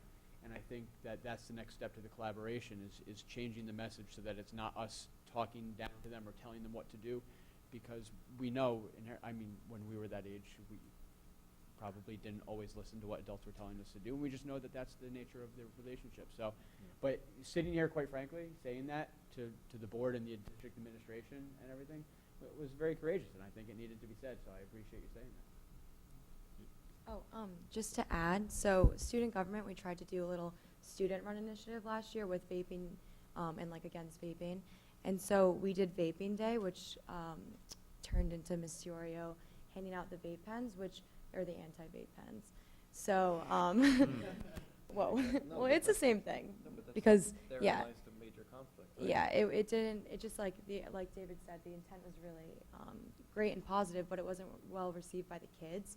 And we're trying to figure out ways to make it more student-run and student initiative so that like students will listen to other students with the anti-vaping thing. Because when you go to the bathroom where like many students are vaping and you see posters put up by administrations, like you're not really well receptive to that as a student. So I think we're just trying to figure out how to best go about that. Cameron, to your point, how do you build a critical mass, right? Because right now vaping is happening in the schools and it's accepted in the schools because you have a critical mass of students who either do it or aren't offended by it or aren't bothered by it or simply choose to look the other way, right? But if you have a preponderance, but you have some segment of your student population for whom that's not okay.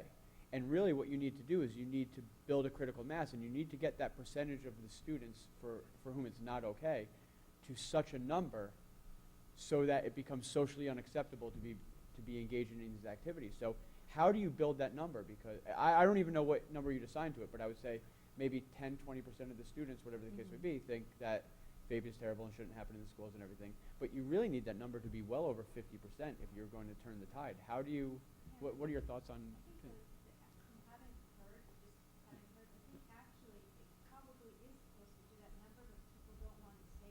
I agree. And Okay. what you're missing is that it's more a matter of, I don't want anyone to say it, and so it's more making it okay to say it. Okay. I think Sure. maybe I'm wrong, because No, I'm like 100,000 years into this for that. No, but I think you're right. I think it's a little different from other topics. I think that actually most of them are annoying. Yeah, I mean, I like personally can speak to that, and when I go to the bathrooms and see just like groups of girls just like crowding the bathroom, it just makes me annoyed personally. And I know that a lot of other students feel that way, but don't feel as though they can speak up about it, especially if they're your friends. You don't really want to be ratting them out with administration or just in general. So that, like, trying to figure out how to best go about like talking to them or just figuring out other ways. Exactly, yeah. Yeah, so that's what we're trying to figure out, and it was super difficult for us. So if anyone has any feedback. Yeah, it's honest. You know, there are going to be missteps along the way. It's going to take the group to figure it out. It's not just your problem or my problem or his problem. It's a community issue, and we'll get there. But we have to be honest in the conversation. So Hard to say it was so nice that our society was past selling ourselves as cigarettes in our cohort. We were when we were teenagers in large numbers. People would never pick up a cigarette up to you. And to see this happening is just really, it's a shame. Yeah, and I think it's tough too because a lot of kids don't know what they're putting into their bodies, and even the posters that are being put up in the bathrooms that talk a little bit about it are like turned into mockery, like David was talking about. And it's also difficult because in health classrooms, like obviously you want to learn about that stuff, but again, when it's coming from an adult, it's hard to listen to them. Do we have a policy whereby if a student has vaping Yes. paraphernalia, not even call it actually using it, but having it, Yes. they're subject to disciplinary action? Yes, and I can give you a little Well, brief breakdown of what it is because it's changed a lot just in the last 2 years, the board's regulation and policy on this issue, so yes. and then can you tell us how many times that policy has been enacted? Like Oh, how many people have been subjected to I this? don't have the number, but I know that it's frequent because I will frequently get calls, particularly from the high school administration, and unfortunately sometimes now from the middle school administration of, oh, we're suspending so-and-so, they had the vape, they were vaping, whatever. And we, as the board may recall, just a couple of years ago, the penalty for vaping, not even having the vape, but vaping was a 4-hour detention. And then what started happening is we started seeing more and more of it, of course, and we even saw large quantities because what happens is the older kids will go and buy it and get it to the younger kids.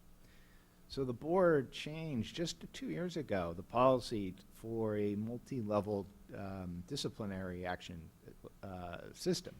So for the first offense, and we changed it like you pointed out, from actually vaping to actually just having it. It's very hard to catch someone in the act. These things look like, you know, little drives and various little technical devices. So the first offense is a 2-day suspension. The second is a 4-day suspension. The third and subsequent are 5-day suspensions. Subsequent. That's a significant consequence, especially for a kid in high school who's looking to go to college. The issue that has been briefly mentioned in policy, and which I think is something we may need to start looking at, is will there be a more substantial consequence, particularly for the students who are selling these vapes? Because there are, we know, essentially vape dealers who we are dealing with, kids who sell this stuff to the younger kids. That's the only way they can get it. And under state law, and I'm not talking about something draconian, like a state law, which currently if you sell drugs on or off campus, it's a mandatory 1-year expulsion from school. And as you know, that's part of your policy. But perhaps something stronger than these consequences for those who are accumulating and distributing it might be something the board wants to consider. And that would go through policy if that were something we were going to discuss. But to your point, yes, we have used these consequences a number of times, and it keeps happening. And you're correct. Is there any evidence at all that works in any way to reduce it? And I'm not being flip here, I'm being serious. Given the developmental status of the adolescent brain, is there any evidence at all that draconian measures will slow down the prevalence? Well, the one thing that we find, draconian, I'm not suggesting. If we start going to the, like, you're going to be expelled for a year if you're dealing with No, well, and again, I'm not proposing that at all. I think that would be, that's a state law regarding drugs. Vapes are not drugs. I'm just saying. We think that a 1-year mandatory expulsion does help prevent drug dealers. We do, of course, that doesn't mean it doesn't happen.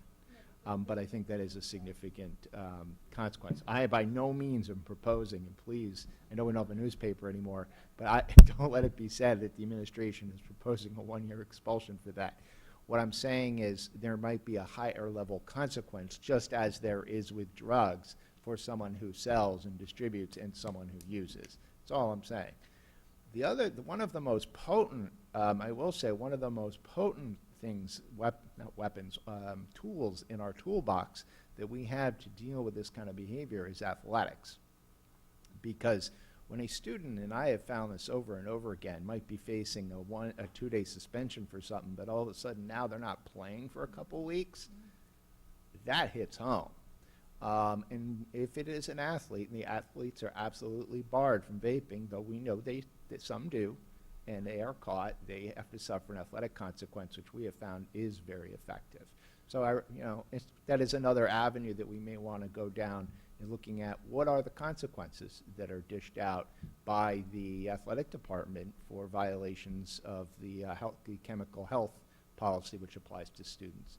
So that is, and over the years, I have seen that be a far more potent tool than our own disciplinary action. That's what I was getting at. I don't have any problem with putting measures in place. I just want to make sure they actually affect the results we want.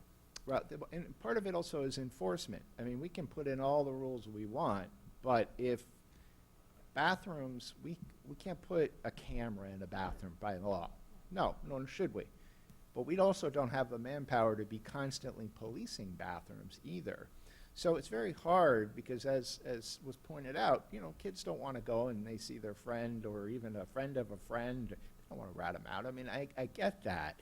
But at some point, we as a district have to take responsibility for our policing, and then once we do, how we take it. Now, the school has always followed through on the policy when they know, but when they know isn't always, I mean, we know, and we are not alone, as Bill said, with this problem. I mean, this problem is at every school in this area, and I'm sure all over the place. So, long answer to your question, Gina. Thank you. So this is for David and Cameron. I mean, we have a pretty substantial penalty for people who get caught. Is the feeling that if you're in the bathroom, like that, an administrator or teacher's not coming in the bathroom and it's just kind of a safe space for the students to do this? I would assume so, just because you don't normally see like administration going into the bathroom, and I'm sure students wouldn't be just like in the hallways. You're always seeing someone or an administration member in classrooms. I think that the bathrooms are just like a safe place where they know that a camera can't be put in, so like they can't be caught in an instant like that. And just one other thing I might add is, for those asking, I think it was Mrs. Spalding, how often it's been enacted. Just this last Friday, there was another case. 2 students were just suspended for 2 days for just having stuff on them. So it seems, I don't know if it happens every week, every couple weeks, but it seems to be extremely frequently, at least from my vantage point. Yeah. Yeah, I mean, more generally, we had, well, if you remember this, was we had promised this year to start giving the board not names, but by category, the disciplinary. We're going to do that at the end of the school year, so I think we could flag that. But in the last 3 weeks, there have been at least 5 disciplinary cases Yeah. on the vaping. Sounds about right. 3 plus 2 is 5, so that's been just in the last 3 weeks. And Yeah, so I'm just saying, well, like, but Do they care? Well, but that is an uptick in the amount. And then, I mean, this is really, we're talking about climate, it's a classic climate issue because it's one that creates discomfort among students and in a variety of ways. Well, But but 2-day suspension doesn't do it. I mean, what will? well, that's what I'm saying. You guys have just gone through the college application process. Would you have wanted to had to explain a suspension on your record? Definitely not. But I think that I actually did talk to one of the kids who was caught and was put into a 2-day suspension, and he was just very like angry and upset about being suspended because he was like, "This is old. This isn't. I haven't used this in the past." Like, he said he hadn't used it in 2 years, and he was like, "This is an old packaging wrapper." Like, they couldn't prove that I was using it right then and there. But so I think that the students have to be more aware that in school there are certain responsibilities that we have, and vaping and having drugs is something that is like no tolerance at our school. And that's a very interesting point that was just made. One of the policy changes that the board made 2 years ago was we went from the being caught vaping and then being punished to being caught vaping or having possession of vaping or vaping paraphernalia. And maybe that is, it's not just maybe the part of this education program that we keep taking shots at, but it's not quite taking hold, is, hey, you can't even have it here. You know, we know that you may smoke it or whatever you would vape in the bathroom, but if it falls out of your pocket in the hallway or you're sitting in your bag and, you know, and it's open and we see it, you're getting suspended. I mean, that is a little Louis, if you remember, we different. had that conversation because that was the exact same thing that came up at the policy committee meeting where we said, we can't just put this into play and not notify people. No, and that was at part least of at the time- video.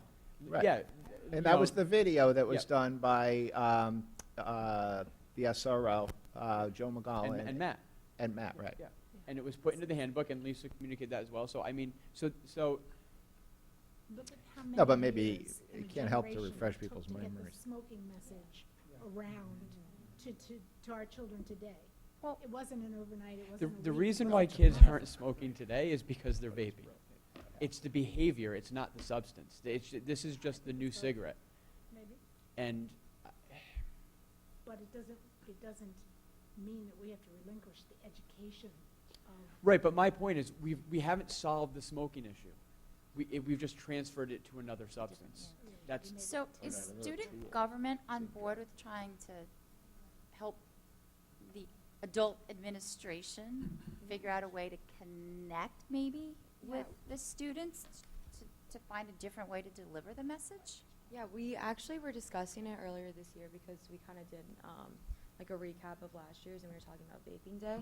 And we really want to make it more student-focused than administration-focused because I think that's how students will be most receptive to the idea of anti-vaping. And I think like the education aspect of it, saying it is the new cigarette, because I think it is. And a lot of kids don't know how many packs of cigarettes are in one little like vessel or whatever is going on. So I think that people just need to be more aware. So yeah, we can definitely try to figure out, especially since we have time over break now, to try to do an initiative within the next few months, definitely. I'm going to make a flip comment, and then I'm going to ask Cameron a real question. But, you know, my flip comment is, if we want students to vape, we should tell them not to. And if we want them to not vape, we should endorse it. And I'm saying it before and I'm saying it after. That's very flip. But we know the psychology of students is that as soon as we endorse an activity, it all of a sudden becomes something not really worth doing, because if the adults think it's the Well, Facebook thing all over again. You know we can't do that by state law, right? You heard the It's word. illegal under Look, state law. Louis. Counsel, you understand the word Yeah. flip? Yes. I do, but. Yeah, I okay. understand He's what you're saying. doing his job. He's But making sure that's on the fine. record But we are my not point is, doing it's that. like, it's the Facebook phenomenon all over again. As soon as students found out that their parents were using Facebook, they went somewhere else to do something different. So that's, I'm not suggesting that we do that. I know we can't do that. But I'm also suggesting that the converse of that is true. The more we tell them not to do it, the more we are subtly and subconsciously encouraging them to do it. I would actually make a comment on that too, that for some people who have become extremely reliant on it, that they literally require the nicotine, hence the reason for them going to the bathroom.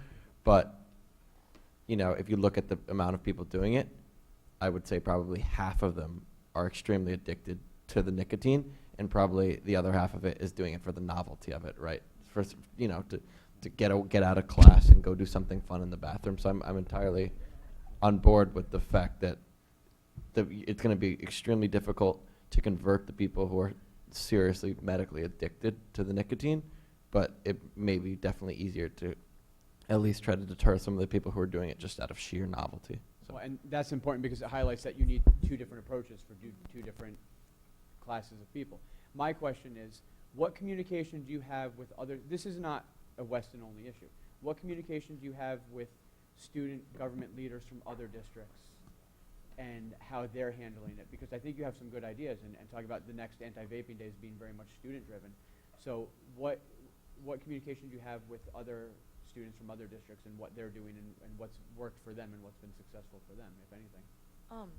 To be quite honest, I was actually thinking about this the other day. We haven't really connected with many other school student government organizations, but I do have friends at Staples and Westport and Newtown and like very close by, and they say that vaping is a huge problem at their school, and like our school, they're having difficulties trying to tackle the whole epidemic with the high school level, and especially hearing about some 8th graders that have just joined the high school and hearing them talking about vaping and certain vapes.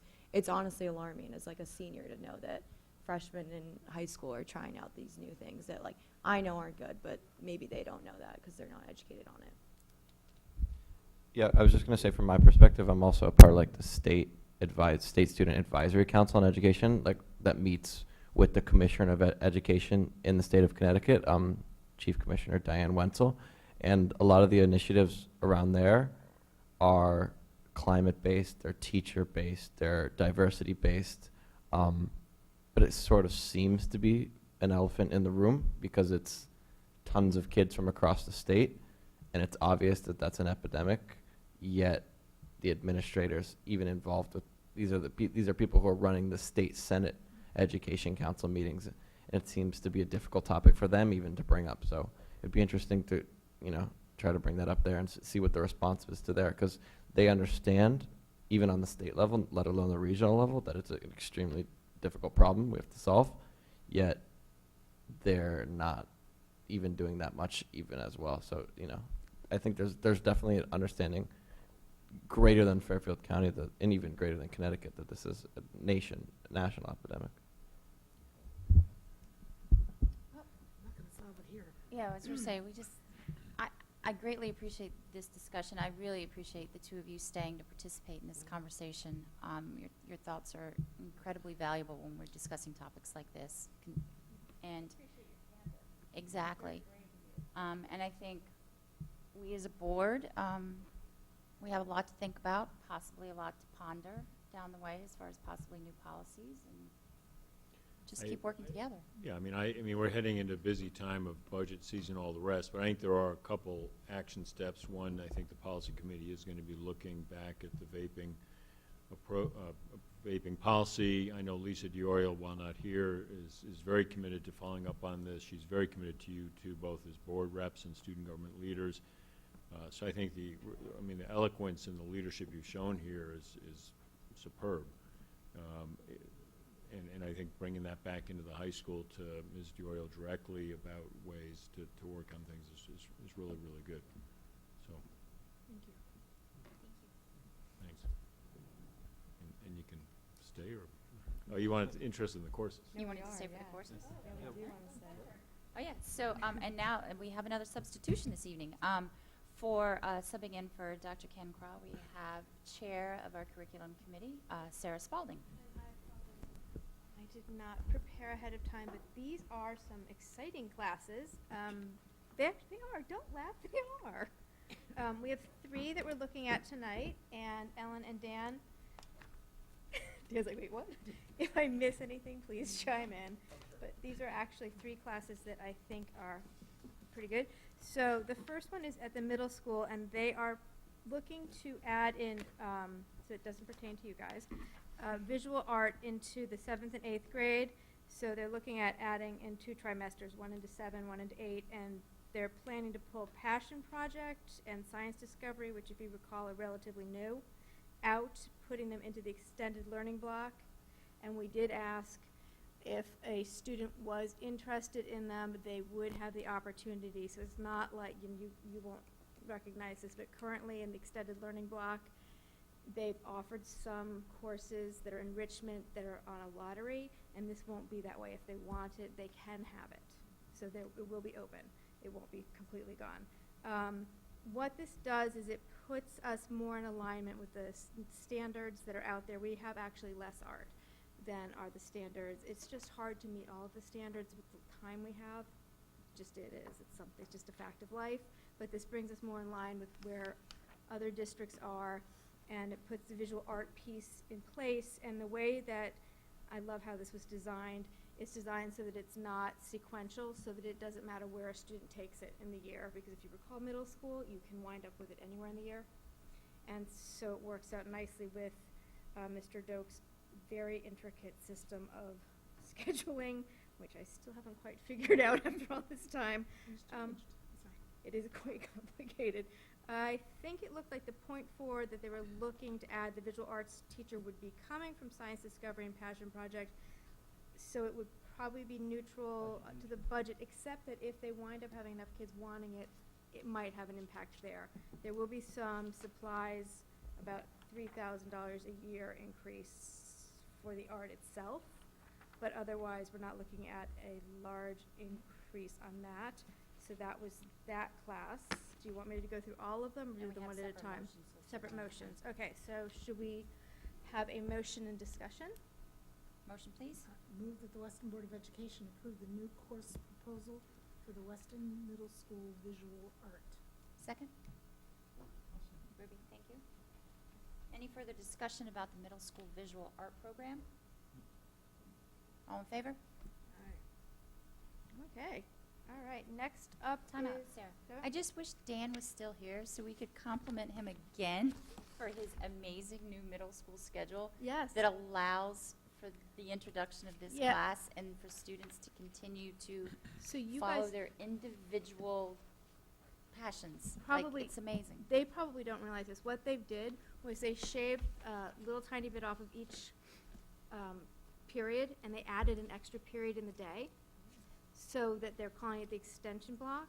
Because if you recall, if you had project challenge, if you had math enrichment, if you had a pullout for any kind of band lesson, or you had the strategies class, or any of those things, you were missing probably art, you were probably missing music, you were missing, some kids were missing PE, and consistently, some kids were missing foreign language. This way, most of them are not. Some kids still are just because of scheduling conflicts, but largely those kids aren't anymore. A full third of kids were missing that. And it took them a lot of time to figure out how to manage it and to get the unions and to get everything in place, and they did it. And now it allows them to do this, which, I mean, it's really exciting for the middle schoolers. I mean, it opens up for all kinds of possibilities. So I'm pretty excited. All right, so up next was government. Okay. AP Government. So this is a requirement for graduation. Currently it's a half year. However, apparently we are the only district in Fairfield County doing it in a half a year. And it pretty much needs to be a full year for an AP class to cram it all in. And although our students are among the brightest and most exceptional on the planet, asking them to do a full year and a half a year really isn't fair. So they are proposing to make this a full year. They're looking to have 3 sections of a full year, but it would only be a 0.1 FTE increase, they're thinking. There'd still be, excuse me, the half-year option for the kids that weren't interested. They're thinking that this will open up, you know, another AP pathway to students, because we would like to open as many AP pathways as possible. And I think that it would. Seniors will be given preference. Yeah. But open to juniors and seniors. And I think that was it. Just, Sarah, one quick point of clarification. Yeah. Isn't it an American government class is required for graduation? It doesn't necessarily need to be AP. Right, American government Okay. is required. And one of the things that stood out to me in our conversation was that we are the only or one of only 2 districts who are offering this as a semester course as Right. opposed to a full year course. We're the only one. Almost every other district that is offering this in the Durgan and the county Right. is offering it as a full year. Right, that's what I was saying about Okay. in Fairfield County. We're the only one doing a half. Um, So they'll still have the half for the kids that don't want to take AP. It's a requirement. Yes, They will yes. still have that But in order half for it to be AP, like regular. you were saying, in order for The it to full be- year will yeah. be the AP. So- Just to share my perspective a little, I'm taking AP Government right now as a semester course, and it is super hard. Like, I love history, I love my teachers so much, but we all struggle collectively as a class to have chapter 1, 2, 3, up to 25 chapters in half semester, especially with breaks, snow days and everything. It's super hard. So it being a full year, I think, was going to help the kids greatly, especially with the AP exam, because if you're taking the class first semester, your AP scores. Yeah, I'm taking it the second semester, so she gets September to January, and I get January to 2 weeks into May. So I have even less time for her. So So are on you a, reading it now, I'm assuming? yeah, like I would Yeah, I'm probably, not kidding. yeah, no, you would probably actually have to start doing preparation outside of the class beforehand to prepare for it. So if we're saying it's cramped already in a half-year course, probably even more so for the people that have it the second semester. So I am sorry that you guys won't be getting Yeah. that Yeah. full year, but next year's guys will. Any other changes we should think about? Well, but also aside from the workload possibly being reduced a little bit just because of the time, one of the things that Tina was able, Mrs. Canetta, was able to talk about was that you're going to have the opportunities to go really in depth with the Right. with the concepts and the topics that you're exploring, because you have that additional and make meetings. So again, sorry that. Okay. One of the things that I like about this is that this sort of thing, where we get these new courses that come up because the students talk to their teachers or they go directly to Mrs. Diorio, this isn't working for us, we'd really like to see this, then they look into it and they bring it to us and we're able to respond. Most of the courses that come to us from the high school have started because we've heard from the students. And I have to tell you that that's one of the things I like most about this district, is we To hear be that. fair, the teachers are stressed too. Right. To teach all that into one Right. semester is really very difficult. Yeah, it's both ways. But So- they're hearing you, so. If I could have a motion, please? I can't make it since I'm proposing it. Move that the Weston Board of Education approve the new course proposal for Weston High School AP Government full year. Can I have a Second. second? Second. Thank you, Tony. Any discussion?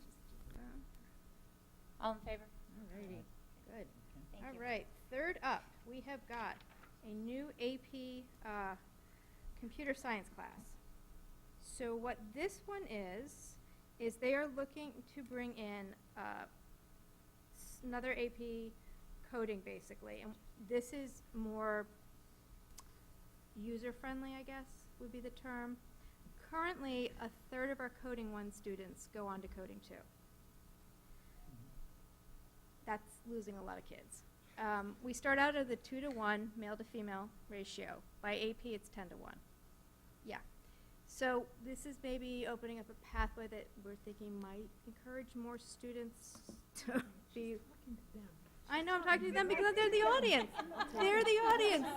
They're my That's audience. great. But This is one of the best dynamics we've had in a long time. that audience, yes. But so this one, what they're looking at is you'd need Algebra 1 and Coding 1. So in theory, we might have some freshmen coming in to take this AP. They're talking about rotating this with the current AP coding, which we were informed, according to AP Central, is one of the most difficult AP courses offered. So this also might incentivize some students to take, you know, an AP coding if they weren't so inclined. So we're just hoping it would, you know, get more students interested. They're talking about a 0.2 FTE, but they're taking it out of the math, so it's going to be budget neutral. And they don't know about the cost exactly on the materials, but we're looking at a $2,500 placeholder because if you look down the list of options, that's sort of the highest and most average of them, and she's going to figure that out as we go along. But that's what we're going to put in the budget if you guys vote to approve this. I think it looks like a great idea. I think we should grow this area of our curriculum if you guys are inclined. I obviously I voted for it in committee, so we have a motion on this one. May I have a motion, please? Move that the Weston Board of Education approve the new course proposal for Weston High School AP Computer Science Principles. Second? Second. Thank you, Ellen. Any further discussion? All in favor? Thank you. And Bill's like, I'm never letting Sarah sub for Ken again.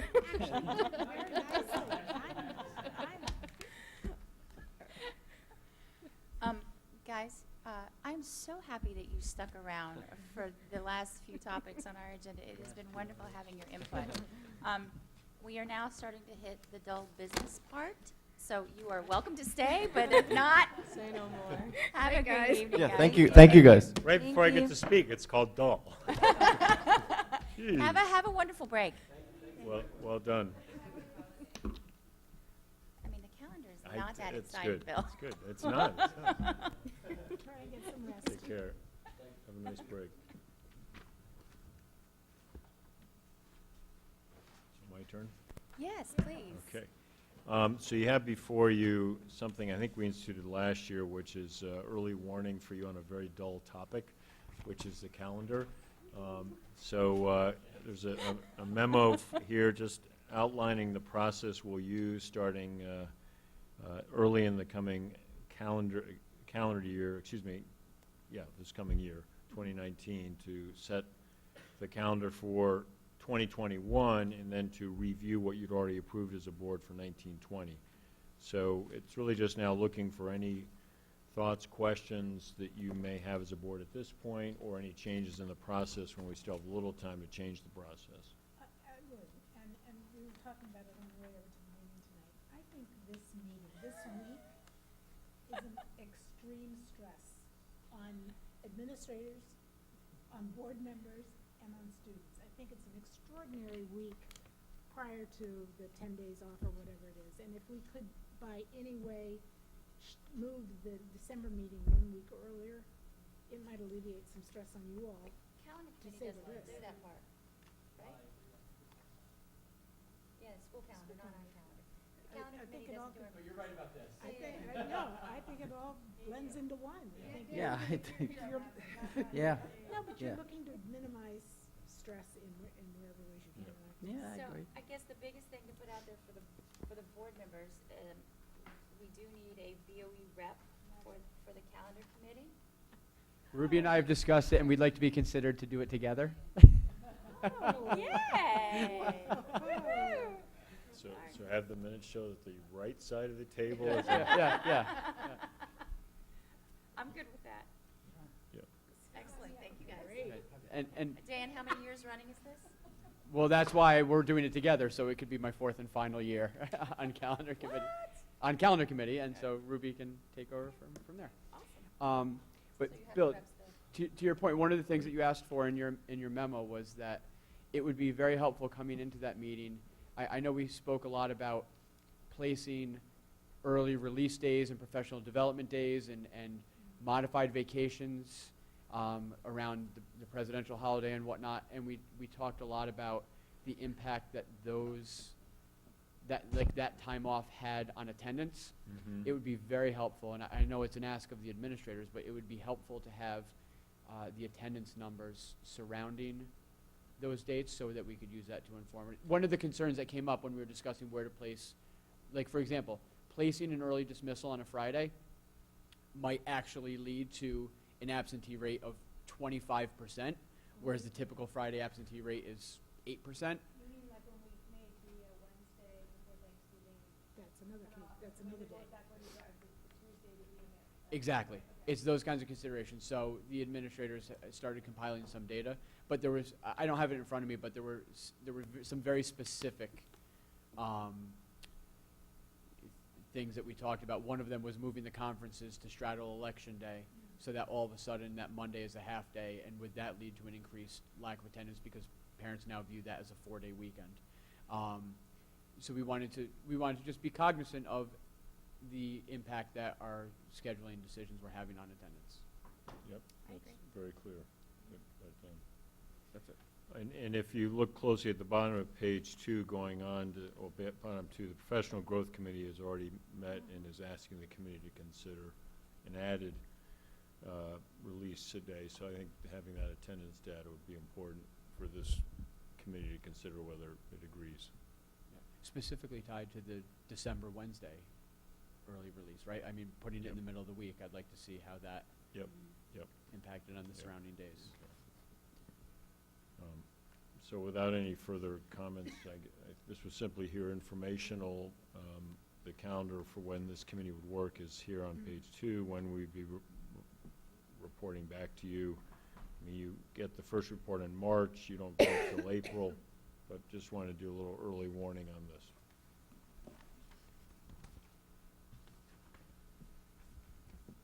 Mr. Rudel, it's your time. So this is the financial report through November.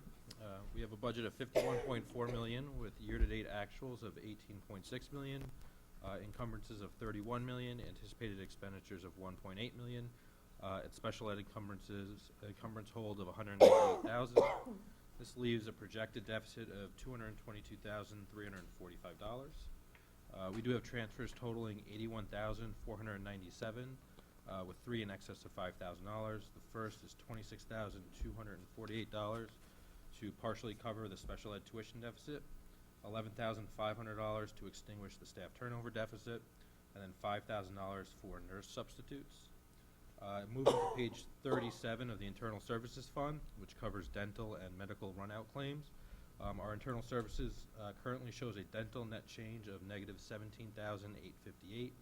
And then we have medical claims of $293,532, leaving a fund balance of just over $1.5 million.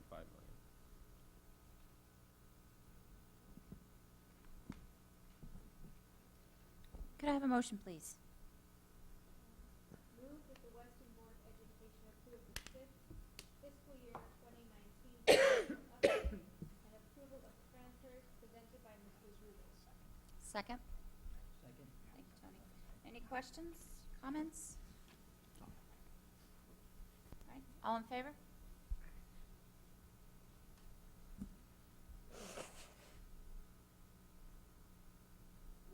And now moving on to old business.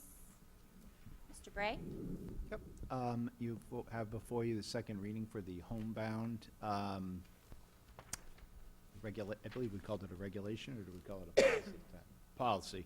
We raised it to a level of policy. Not all districts have it as a policy. We thought it made sense to do so here. Mike explained a lot of this in the last meeting, but just to tell you that there have been no changes to what you reviewed at the last meeting. So it's ready to be voted upon. May I have a motion, please?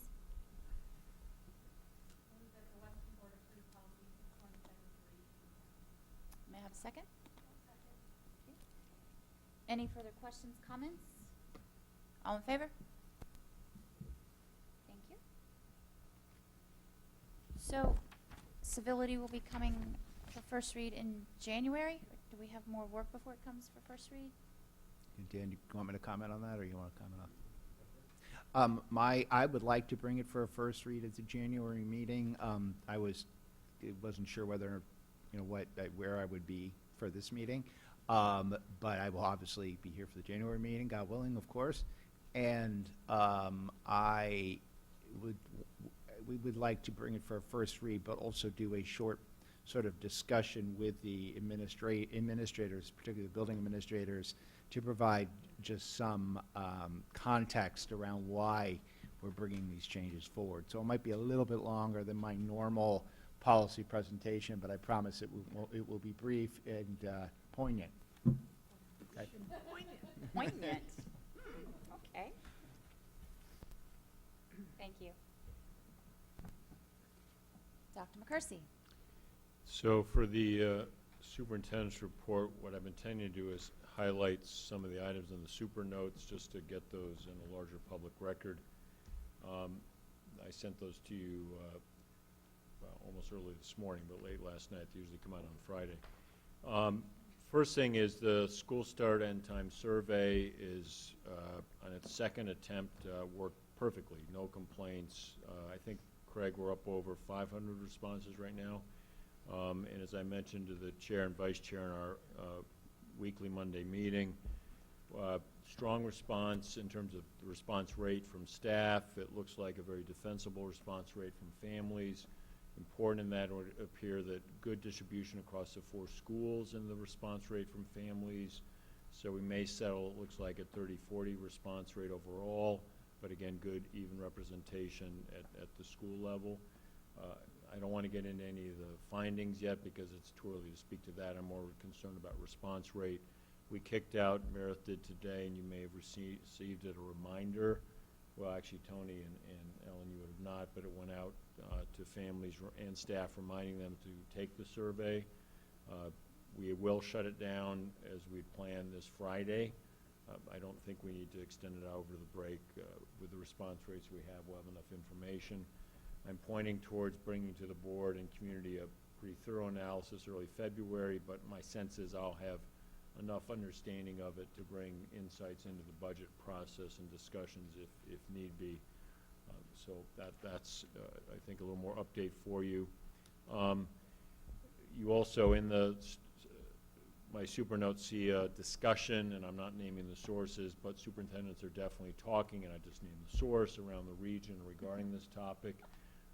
We were watching how Ridgefield was handling this, and that's why I sent the link to that article. They're not saying no to the topic, but they are pushing it out.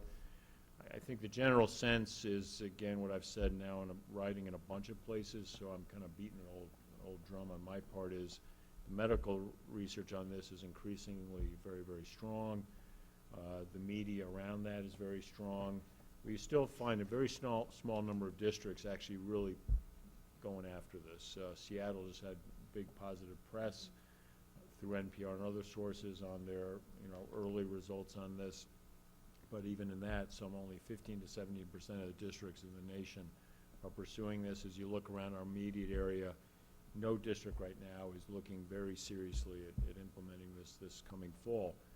What seems to be happening is people are shooting for that 8:30 start, which is a tough one, and that's where it's tough to pull that off. I'm not saying we should commit yet to what is appearing to be a modest move. We'll see what occurs, because even a modest move can be a challenge. The other thing I also updated you on is that we will be moving fully into our social media work. I think since I wrote this last night, decision is I'll probably send out that flyer in the next couple of days and begin to put some things out, sort of celebratory as we go into the holiday season. Some nice pieces that have emerged from our students giving back in the last week or two, which may be a nice way to get out there in the social media world. We also sent out to you a PDF of the Noteworthy Achievements document. It's headlines, colorful. A previous version of the Communications Committee before I got here, I think, was a group that did the design on that and the work, and we as an administration have carried that forward. Not in the notes is the Western Coalition met today, so it would have been impossible to have it in the notes since the meeting was today. That group, I think, continues to do good work, to be a productive meeting place for people concerned about a range of healthy issues. We, I think, have good partnership now with the town on that, and we'll gradually look for a handoff on that, but the ball still sits with Meredith and me substantially. Mike Rizzo stepped up. Very important today, and I should have mentioned this while Megan Skelton was here, but Megan Skelton, Meredith Starzik, Mike did a presentation to that group on our whole counseling program, the mental health program, and the rest. I think that was very instructive for the coalition members to hear and prompt, I think, a good discussion about how to get some of that good work out more broadly. Last update I'd provide, and maybe Tony and Gina might chime in, is the Phase 2 Advisory Committee is now underway. We had our first meeting as Advisory Committee Friday. I sent to all of you late last week the exact set of paperwork that Advisory Committee was working with. The committee took the 9 options within the 2 scenarios, whittled those down to 3. There appears to be one most strongly viewed right now. We will be turning to John Ireland and the architects to come back with a little more analysis on those 3. We will also be layering in some costing information from the Phase 1 study into that. I would think that we'll be able to, at the January meeting, provide more updates substantively on where we are, but that process is moving along well. Where words matter, so it's a 3-site study, not the idea that with any one of the 3 sites you might have actually multiple schools. Dan Doak, who's on the advisory committee from a middle school perspective, was sort of stressing we talk about 3 sites, not 3 schools, because would we be erasing the whole middle school concept if you thought about a combined facility? And we said no, we were choosing the word site intentionally. So we'll see where we get. We're also stressing that this is a review of all options by the board. It's not saying we are going to go down the 3-site path, because I now have had 2 superintendents reach out to me since I last saw you. Kevin Smith from Wilton reached out saying, I hear you're closing a building. We'd love to use it for alternative special ed opportunities. And Colleen Palmer reached out to me saying, you have 24 classrooms to rent. I would be interested. And I wrote back and I said, no, Colleen, you've run this race here. We do not have 24 classrooms to rent. And she said, I figured you did not.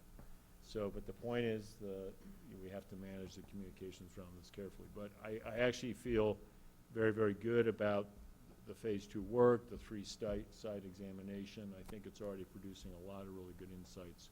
And I'm looking forward to talking with you as a board about those, first in the facility committee and then into the full board. But I don't know, Tony or Gina, Just if you one want to point, add anything. just to put a fine point on one of the things that you said, Bill. The committee in the first couple of meetings whittled it down from 9 to 3. I don't want that to imply that that's a decision that is something that we felt shouldn't be left up to the entire board. We just eliminated the ones that were really non-starters, right? And so it's not like the committee did the work that ultimately should be done by the board, but we just want to eliminate the ones that really don't have a chance of making it to the next step and coming to the board with a number of options that truly have some legs to discuss. Yeah. And I think, if I may jump in, Gina, underscore that the committee worked with the charting that I had done and frankly my recommendations around those 9. So the one that is viable and then the 2 are the possible or the 3. But my view, Tony, to that point would be whenever we come before the facility committee or the board with even, let's settle it gets to 1, why not the other 8? Just give at least a quick review, giving the opportunity for the full board to say, well, I think you missed something. Right. My hunch is, at least of the, do my math, 6 discard at this point, you would quickly agree that those were non-starters. It may be a different discussion around the remaining 3, but we'll see. Yeah, and just, Tony, I appreciate the clarification, just kind of mirroring the committee process that we use for all of our work, right? I think it's probably important to have those options that were non-starters footnoted and brought up and talked about why they were talked about, as opposed to having the full board get into the weeds on every single one. It's the same thing that every policy that comes before this committee for approval, every line, paragraph, and punctuation mark has been debated to no end, but that doesn't mean that the full board needs to do it, but we just need to present to you the polished work. So, Well, Bill put together an excellent document detailing the specifics of the 9 options and the reasons why he had thought certain ones were considered not viable, and we were able to discuss it. And then the members of the committee are providing additional feedback of like clarifications and questions to beefing up that memo. So that memo will serve as a wonderful reference for all the members of the board. And then once this board is ready to go out beyond ourselves to the public and to other boards, that's going to be a critical component to be able to answer the questions about why or why not this or that. So I'm very excited about the work we have ahead of us. It's going to be a lot, but we had a great meeting on Friday, I feel like, and moving forward. So committee reports. I do want to say, obviously, we have a new member, so just publicly stating, Ruby will be joining the Communications Committee and the Policy Committee, and then taking over as our liaison for WEF, so she can continue working with their organization on our behalf. Do any of our chairs have any additional updates to anything that we've discussed this evening? I only have to say, Marcia asked, if you're looking at the bylaws, that it says they need to have one, and that does not say they can't have more than one. She asked if I would continue on for a while, if we did have two. And I said, if you don't care, sure. I said, what really matters to me is that Ruby goes on, so she can continue doing the work she's doing. That's really matters to me. We're doing a lot of their outreach work right now. That's correct. Marcia asked me to be able to keep on her work. That's yes, I would continue. I'm fine with that. That's what I said. And then, as usual, at our board meetings, it's the first time the principal's reports become public documents for the month. We're going to continue with the email notification, the full email of those reports going out this month, Bill? Yep. Perfect, great. So everybody be on the lookout for those reports coming out. Wonderful wealth of information, what's going on in all of our schools. Be sure to check out the school your child might be headed to next year. It's always great to kind of see what's happening. Principals do a great job with those. Next scheduled meetings, Bill? Yes, as you all know, we have in your packet a meeting planner, if you will. And so for the January 22nd meeting, I always like to kind of look ahead at least 1 month with you. It maps out every month, so it's not like we're just a month ahead of the game. But just to flag, we will have all state athletes, not athletics, but athletes recognized. And there will be an SRO update that will include part of the command structure, either chief or captain will be here, but as well as both SROs to do an update. And we've typically done that at one point during the year, and this felt actually, given the budget season, I mean, you'll be deep in it, close to a decision as of the 22nd, but I think important we get in the public record the work they're doing. So I've met with Chief and Captain once on that. I'll meet with them again ahead of the presentation, but you'll hear at least from 3 of them, because I think what's really important now is we have the 2 SROs, but you also have a very definite, strong command structure, which I want you to hear from. So the rest of the agenda is quite straightforward, but those are the kind of added pieces.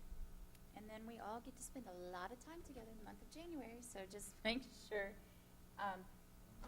you have your BOE dates to remember, Google Calendar fed into whatever device you use for your personal calendar, so we all know when we get to hang out together over the next month.